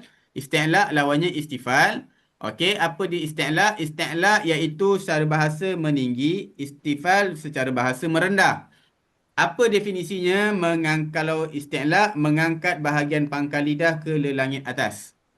Kalau istifal merendah bahagian pangkal lidah ke dasar mulut. Okay. So, kita punya pangkal lidah ni tuan-tuan dan puan.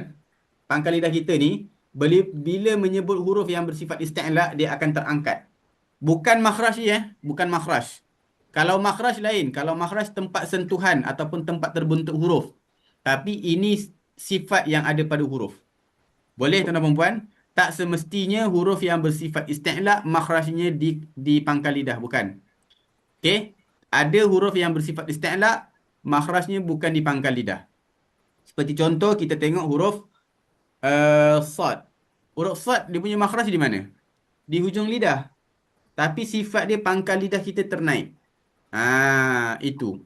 Inilah yang menyebabkan perbezaan huruf-huruf tebal dan huruf tipis. So, bila kita tengok ada sebutan huruf tebal, maka dia mesti mempunyai sifat isti'la. Okey? Sebab itu huruf tebal dengan huruf yang bersifat isti'la ni sama. Sebab bila tebal, dia ada sifat isti'la. Okey?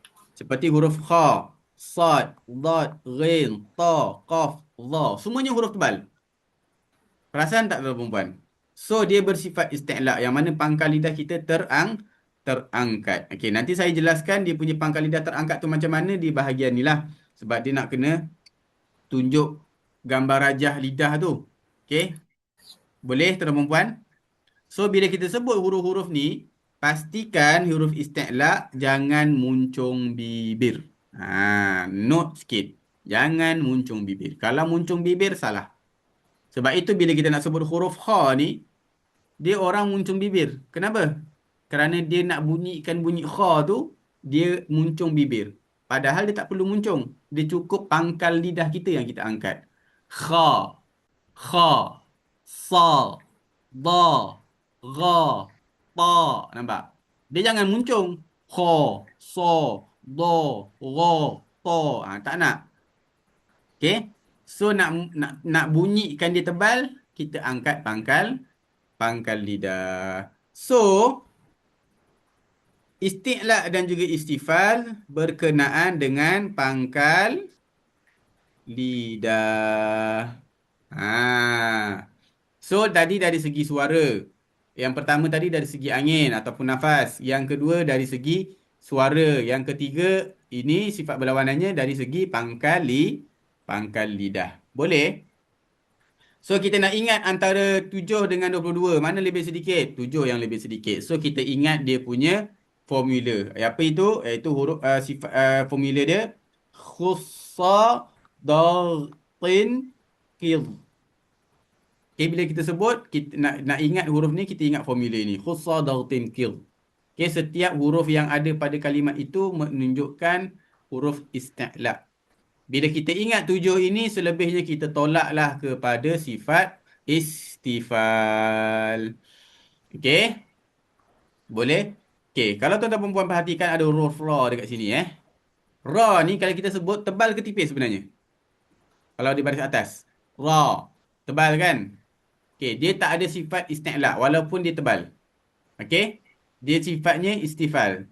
Apa yang tebal tu nanti ada satu sifat namanya tafkhim. Okey? Nanti kita bahas pada sifat yang ada pada huruf ra lah. Okey? So kita nak bahas dulu pada segi pangkal lidah antara sifat isti'la dan juga istifal ini. Jadi faham ke tuan-tuan perempuan? Baik. Dah selesai kita pada sifat berlawanan yang ketiga.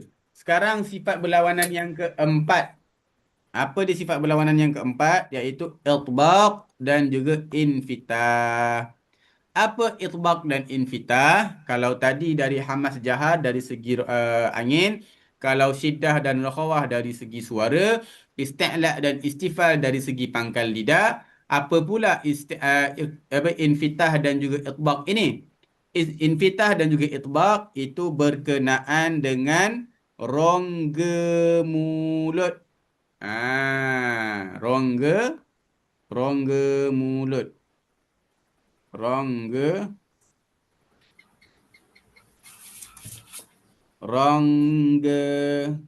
mulut. Rongga mulut. So, kita tengok apa definisi itbaq. Itbaq definisinya menutup, infitah membuka. Apa yang menutup, apa yang membuka? Menutup ruang atau rongga antara lidah dan juga lelangit atas. Ini tuan-tuan puan. Kalau kita tengok mulut kita ni, di sini ada lidah, di sini ada lelangit atas. So, di sini dia terbuka ke tertutup? Ataupun dalam kata lain, sempit ke tidak? Kalau sempit, maka dia adalah sifatnya itbaq. Kalau dia terbuka, maka sifatnya infitah. Okey? Apa huruf-huruf itbaq? Huruf-huruf itbaq adalah sad, dad, ta, dha. Okey? Huruf itbaq dia bersifat isti'la. Kita tengok isti'la tadi. Ada tak sad, dad, ta, dha? Ada. Tapi isti'la tidak bersifat itbaq. Itu perlu dicatat. Okey? Jadi kita tahu setiap huruf isti'la, setiap huruf itbaq bersifat isti'la. Tapi tidak semua huruf isti'la bersifat itbaq. Okey? Boleh faham apa itu itbaq dan infitah? Baik. Kalau ada soalan silakan bertanya ya. Saya teruskan dulu ni. Kalau ada soalan tuan dan perempuan boleh catat dulu, nanti kalau nak tanya boleh tanya terus. Yang kelima, yang terakhir sifat berlawanannya. Apa dia? Izlaq dan juga ismat. Okey, apa itu izlaq dan ismat? Okey, kalau tadi dari segi suara, dari segi angin, dari segi pangkal lidah, dari segi rongga mulut. Kalau ismat dan juga izlaq, dia berkenaan dengan tata bahasa Arab. Okey, huruf-huruf tersebut dia berkenaan dengan penyebutan dalam tata bahasa Arab. Okey, saya jelaskan dulu. Baik, ismat, kita tengok ismat dahulu tuan-tuan puan. Ismat dia punya segi bahasa tertegah. Kalau izlaq tergelincir. Ismat ditegah hanya menggunakan huruf-hurufnya bagi asal kalimah bahasa Arab yang terbina lebih dari 3 huruf. Okey. Jadi apabila huruf-huruf ini, huruf bahasa Arab ni dia ada berasal dari 3 huruf tuan-tuan dan puan. Kalau perasaan tadi saya bagi tahu kalau makhraj asalnya kharaja. Kan? Ada 3 huruf. Kharaja. Apabila kata asal itu terbina lebih daripada 3 huruf dalam bahasa Arab, maka dia akan bercampur antara ismat dan izlaq. Okey? Yang mana, tuan-tuan perempuan kena catat, izlaq dan ismat ini tidak mempengaruhi pada praktikal bacaan. Okey? So, sifat izlaq dan ismat ni saya tidak akan perpanjang. Okey, kita hanya ambil tahu bahawasanya dia hurufnya sifat ismat ataupun huruf ini bersifat izlaq. Okey, kalau izlaq hurufnya ada 6, selebihnya kita tolak kepada ismat. Okey, huruf 6 huruf izlaq itu fa, ra, mim, nun, lam, ba yang dikumpulkan dalam kalimat farra min lubbin. Okey. Jadi sifat izmat dan izlaq ni saya tak akan perpanjanglah bahasnya kerana dia berkenaan dengan tata bahasa Arab. Okey. So kita hanya tahu dia punya sifat ini izlaq ataupun ismat. Itu sahaja sudah memadai. Okay, kerana dia tidak memberikan kesan kepada praktikal bacaan. Boleh tuan-tuan dan puan? Okey. Baik. So nanti kalau saya tanya nanti sifat berlawanan maka saya akan tanya 4 sahajalah. Okey, saya akan bahas 4 sahaja. Kalau izlaq dan ismat itu kita hanya sekali lalu sahaja. Okey. Baik, selesai sifat berlawanan. Sekarang kita masuk pula kepada sifat tunggal. Sifat tunggal tadi ada berapa tuan-tuan dan puan? Ada 7. Okey, yang pertama apa dia? Yang pertama dikenal dengan sifat sofir. Apa dia sofir? Sofir dari segi bahasa berdesir. Dari segi bahasa berdesir. Dari segi istilah suara lebihan iaitu suara berdesir yang keluar dari 2 bibir. Okey, suara sofir di tuan-tuan dan puan, dia keluar daripada sini. Dia suara tu daripada sini. Okey, daripada kotak suara. Tapi terbentuknya desiran itu di kedua bibir kita. Gitu maksudnya. Faham ke faham? Boleh? So dia berdesir tu di apa di kedua bibir kita ni di sini, tepi ni. Okey? Huruf-hurufnya apa? Huruf-hurufnya sad, zai dan juga sin.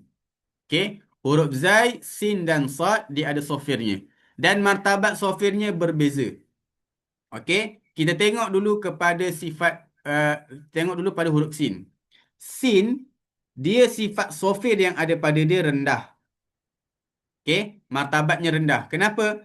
Kerana kalau kita tengok balik tadi sifat-sifat berlawanan huruf, dia ada sifat hamas. Hamas tadi tekanannya kuat ke lemah? Lemah. So dia punya martabat sofirnya lemah ataupun rendah. Kerana apa? Kerana dia ada sifat hamas sahaja. Okey, dia sofirnya tu dibantu dengan sifat hamas. Yang mana sifat hamas ini sifat lemah. Okey.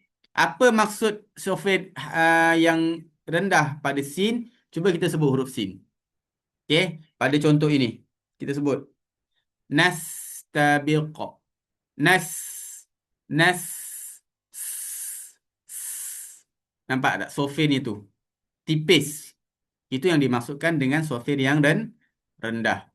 Okey. Bunyi dia macam bunyi desiran yang seolah-olah seperti macam bunyi ular orang kata. Okey. Itu sifat sofir yang lemah ataupun rendah. Yang kedua duduk di peringkat pertengahan ataupun sederhana iaitu huruf zai. Okey, yang mana martabat sofirnya itu dibantu dengan sifat jahar. Sifat jahar kuat ke lemah? Tadi antara hamas dan jahar. Jahar ni kuat. Okey, so dia naik sikit daripada huruf sin. Okey. Dia naik sikit daripada huruf sin.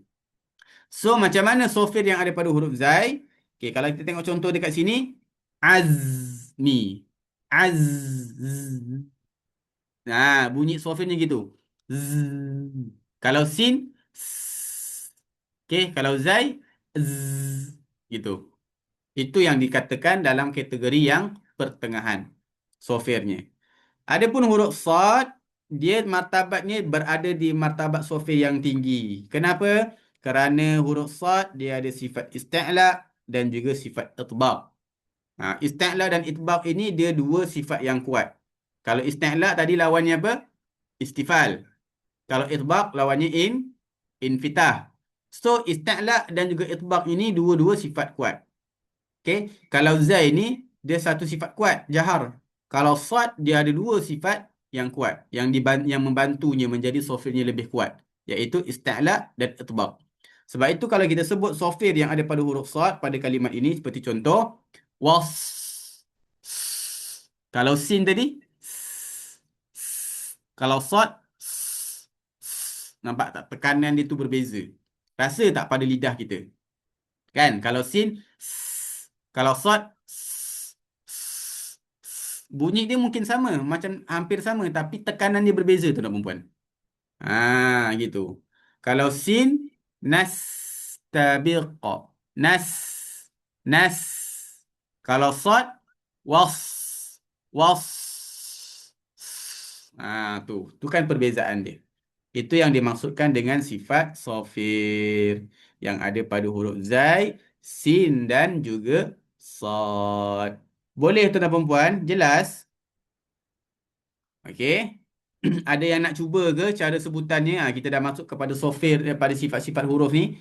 Bolehlah cuba untuk menyebut kalimat-kalimat ataupun perkataan-perkataan yang ada dalam contoh buku ini untuk kita kenal pasti sebutan kita tepat ataupun tidak. Okey? Kalau tuan-tuan dan perempuan nak contoh nak bagi contoh ataupun nak buat praktik, boleh. Silakan. Boleh buka kamera dan juga buka mic untuk kita latih bersama-sama. Okey? Silakan kalau yang ada. Sebelum saya lanjut ni kepada sifat yang kedua. Okey? Ada ke? Baik. Kalau tak ada, saya teruskan dulu. Kalau ada, nanti silakan. Sifat tunggal yang kedua. Tadi sofir sifat tunggal yang pertama. Sekarang sifat tunggal yang kedua. Apa dia itu sifat tunggal yang kedua? Iaitu qalqalah. Qalqalah ni saya rasa tuan dan perempuan dah familiar dah. Kan? Banyak daripada kita kenal apa itu qalqalah. Okey? Tapi kita nak tahu bagaimana sebutan qalqalah yang betul. Baik, qalqalah tu apa dia? Qalqalah adalah melantun. Okey, melantun. Melantun, lantunan sebutan huruf pada makhraj ketika menyebut huruf-hurufnya yang sukun. Sehingga terdengar dari lantunan itu satu suara yang kuat. Okey, dia macam bola lah. Kalau kita jatuhkan dia teng, teng, gitu. Itu yang dimaksudkan dengan qalqalah, lantunan suara. Okey, dia bukan terberanak suara. Kalau terberanak suara tu kita tekan makhraj dia, tekan dia terlepas suara tu. Itu nanti di sana ada satu sifat namanya tawallud. Dia macam qalqalah, tapi dia bukan qalqalah. Okey, dia pada huruf-huruf yang biasanya terjadi pada huruf rokhawah. Okey, kalau qalqalah ni dia terjadi kepada huruf syiddah. Nanti kita tengok dulu huruf-huruf qalqalah ni macam mana. Okey, so jadi huruf-huruf qalqalah ni adalah huruf-huruf yang bersifat syiddah. Kalau tuan-tuan perempuan tengok, ada huruf qaf, ta, ba, jim dan dal. Dia semuanya terkumpul pada huruf yang bersifat syiddah. Kalau kita buka balik sifat syiddah tadi, ada tak sifat huruf-huruf 5 ni? Ada kan? Jim, dal, qaf, ta, ba, dia ada 5. Kan? Selebihnya hamzah, kaf dan ta. Okey? So, qalqalah ni, dia adalah huruf yang bersifat syiddah. Tapi setiap huruf bersifat syiddah belum tentu qalqalah. Catat sikit. Huruf qalqalah dia bersifat syiddah. Tapi belum tentu huruf bersifat syiddah bersifat qalqalah. Boleh tuan-tuan perempuan? So apabila kita tekan suara yang bersifat syiddah ini, dia akan melantun. Itu yang dimaksudkan dengan qalqalah. Kalau tawallud tadi, istilah tawallud, kita tekan pada huruf tersebut, dia tekan dia akan mengalir. Biasanya terjadi pada huruf rokhawah lah. Okey, seperti contoh huruf zal. Okey, contohnya huruf zal. Az, az. Kita tekan dia ada suara lebihan tu. Z, z, az gitu. So, bila kita tekan, dia terlebih terberanak suara baru, dia ada suara yang double, itu disebut dengan tawallud. Macam mana? Az, az, az. Itu bukan qalqalah tu, itu namanya tawallud. Okey, kerana dia bukan berasal daripada sifat syiddah. Okey, kalau syiddah ni kalau dia terlantun baru disebut dengan qalqalah. Kalau huruf yang bukan bersifat syiddah, dia terlantun, itu disebut dengan tawallud. Boleh tuan-tuan dan puan? Jelas insya-Allah. Okey, baik. Sekarang kita tengok pada huruf qalqalah. Qalqalah ada qaf, ta, ba, jim, dal. Yang mana dia punya ringkasan adalah qutbun jaddin.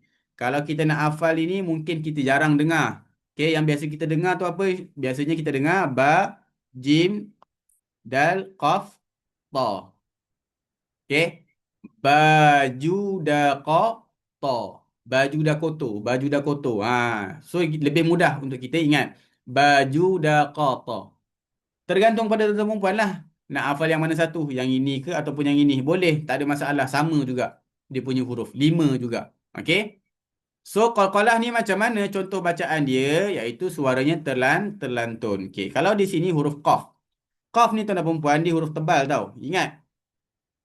Qaf dengan ta di huruf tebal. Kalau kita tengok balik pada sifat isti'la tadi, ada huruf ta, ada huruf qaf. Okey. So, apabila dia huruf tebal, maka lantunan suaranya pun juga tebal. Okey. Wa'aqa. Wa'aqa. Bukan wa'aqa. Wa'aqa. Dia tak nak ke. Dia qa. Wa'aqna. Wa'aqna. Okey. Lantunan suaranya pun tebal. Seperti huruf ta pula. Sama di huruf tebal. Wa'alta. Wa'alta. Okey. Itu yang dimaksud dengan qalqalah. Okey. Dan qalqalahnya tebal. Bukan wa'alta. Wa'alta. Dia memang tebal kita sebut tu. Alt. Tapi dia punya lantunan qalqalahnya nipis. Wa'alta. Tak nak. Dia nak tebal juga. Wa'alta. Wa'alta. Ta. Ta bunyinya. Okey. Wa'altagha. Wa'altagha. Okey, wa'alta. Bukan wa'alta. Tak nak te. Okey. Kalau selain qaf dan ba, qaf dan ba pula. Qaf dan ta, barulah dia punya lantunan suaranya tipis. Seperti contoh, tabkuna. Tabe. Tabe. Dia bukannya tabo. Jangan tebal-tebalkan kalau yang tak tebal. Okey. Sama juga macam huruf jim. Waj. Waj. Je. Okey. Nanti dia ada satu kesalahan yang mana qalqalah ini tak boleh berhamzah di belakang. Macam mana? Okey, saya contohkan sikit. Nanti saya akan bahas lagi. Nanti pada kesalahan-kesalahan huruf. Seperti contoh, ba tu. Watab. Be. Dia tak nak. Dia bunyi be sahaja. Tak tabkuna. Tabe. Okey. Kalau jim, waj. Jangan waj. Tak nak je. Okey. Sama juga dengan dal. Laqad. Laqad. Tak nak. Laqad. De. Bunyinya de sahaja. Jangan de. Okey. Dia tak boleh bunyi berhamzah belakang. Itu adalah sifat qalqalah. Jelas ke tuan-tuan dan perempuan? Nanti insya-Allah minggu depan kita akan masuk pula pada martabat qalqalah. Okey? Ada pertanyaan ke? Ataupun nak praktis bacaan, silakan. Saya sangat-sangat mengalu-alukan tuan-tuan dan perempuan. Ada soalan?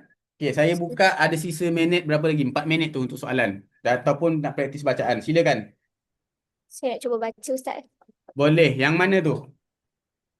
Sofir dulu. Sofir dulu. Boleh. Silakan puan. Contoh pada huruf sad je. Okey, pada huruf sad. Okey, kalau boleh. Wasbir. Okey. Cuba. Boleh buka kamera tak kalau boleh? Sekejap. Okey. Wasbir. Was. Sekali lagi. Wasbir. Okey, cantik. Boleh. Seterusnya. Azmi. Az. Azmi. Okey. Terus. Nastabiqu. Nampak tak? Dia punya perbezaan sin dan sad tu. Itu yang dimasukkan martabat sofirnya berbeza. Okey, baik. Terbaik, puan. Alhamdulillah. Seterusnya. Qalqalah. Okey. Ke nak sebut yang lain? Qalqalah dulu. Okey, qalqalah. Okey, baik, Okey, silakan. seterusnya huruf qaf wa aqna. Sekali lagi. Okey. Wa aqna. Sekejap, saya fokus pada ni dulu. Okey, silakan. Wa aqna. Okey, boleh. Sekali lagi, dia kena gini. Wa aqa. Jangan wa aqo. Tak nak. Tak nak wa aqo. Okey, Jangan muncung. Wa aqa. Qa. baik. Qa. Buka je mulut tu. Wa aqna. Gitu. Cantik. Boleh. Terus. Alright. Wa atgha. Nampak tu. Perasan tak puan puncung tu? Wa alto. Wa alto. Nampak tak? Perasan tak? Dia, Nampak. dia gitu je. Wa alta. Wa alta. Ta. Buka mulut. Wa atgha. Sekejap. Dia lag Seterusnya tadi. Sekali lagi, Wan. atgha. Okey, boleh. Seterusnya, ba Okey. jim dal. Tabkuna. Okey, okey. Cantik. Wajhu. Sekali lagi. Wajhu. Tolak je. Dia punya qalqalah tu lepaskan. Waje. Waje. Jangan waje. Tak nak waje. Je tu jangan ada bunyi. Waje. Wajhu. Gitu. Okey, terus. Laqad. Laqad. Laqad. Okey. Jangan tambah hamzah belakang. Jangan laqad. Jangan bunyi de tu tak nak. De sahaja. Seolah-olah macam de. Okey, baik. Okey, Alright. baik. Alhamdulillah. Kita Terima ada kasih, Puan. Okey, cubaan yang bagus. Alhamdulillah. Okey, kepada tuan-tuan dan puan yang lain, kalau nak cuba, boleh silakan. Okey? Ataupun ada soalan lain, silakan juga. Okey, kalau tak ada, saya tangguh dululah. Okey, kalau tak ada, saya tangguh dulu kelas pada malam ini.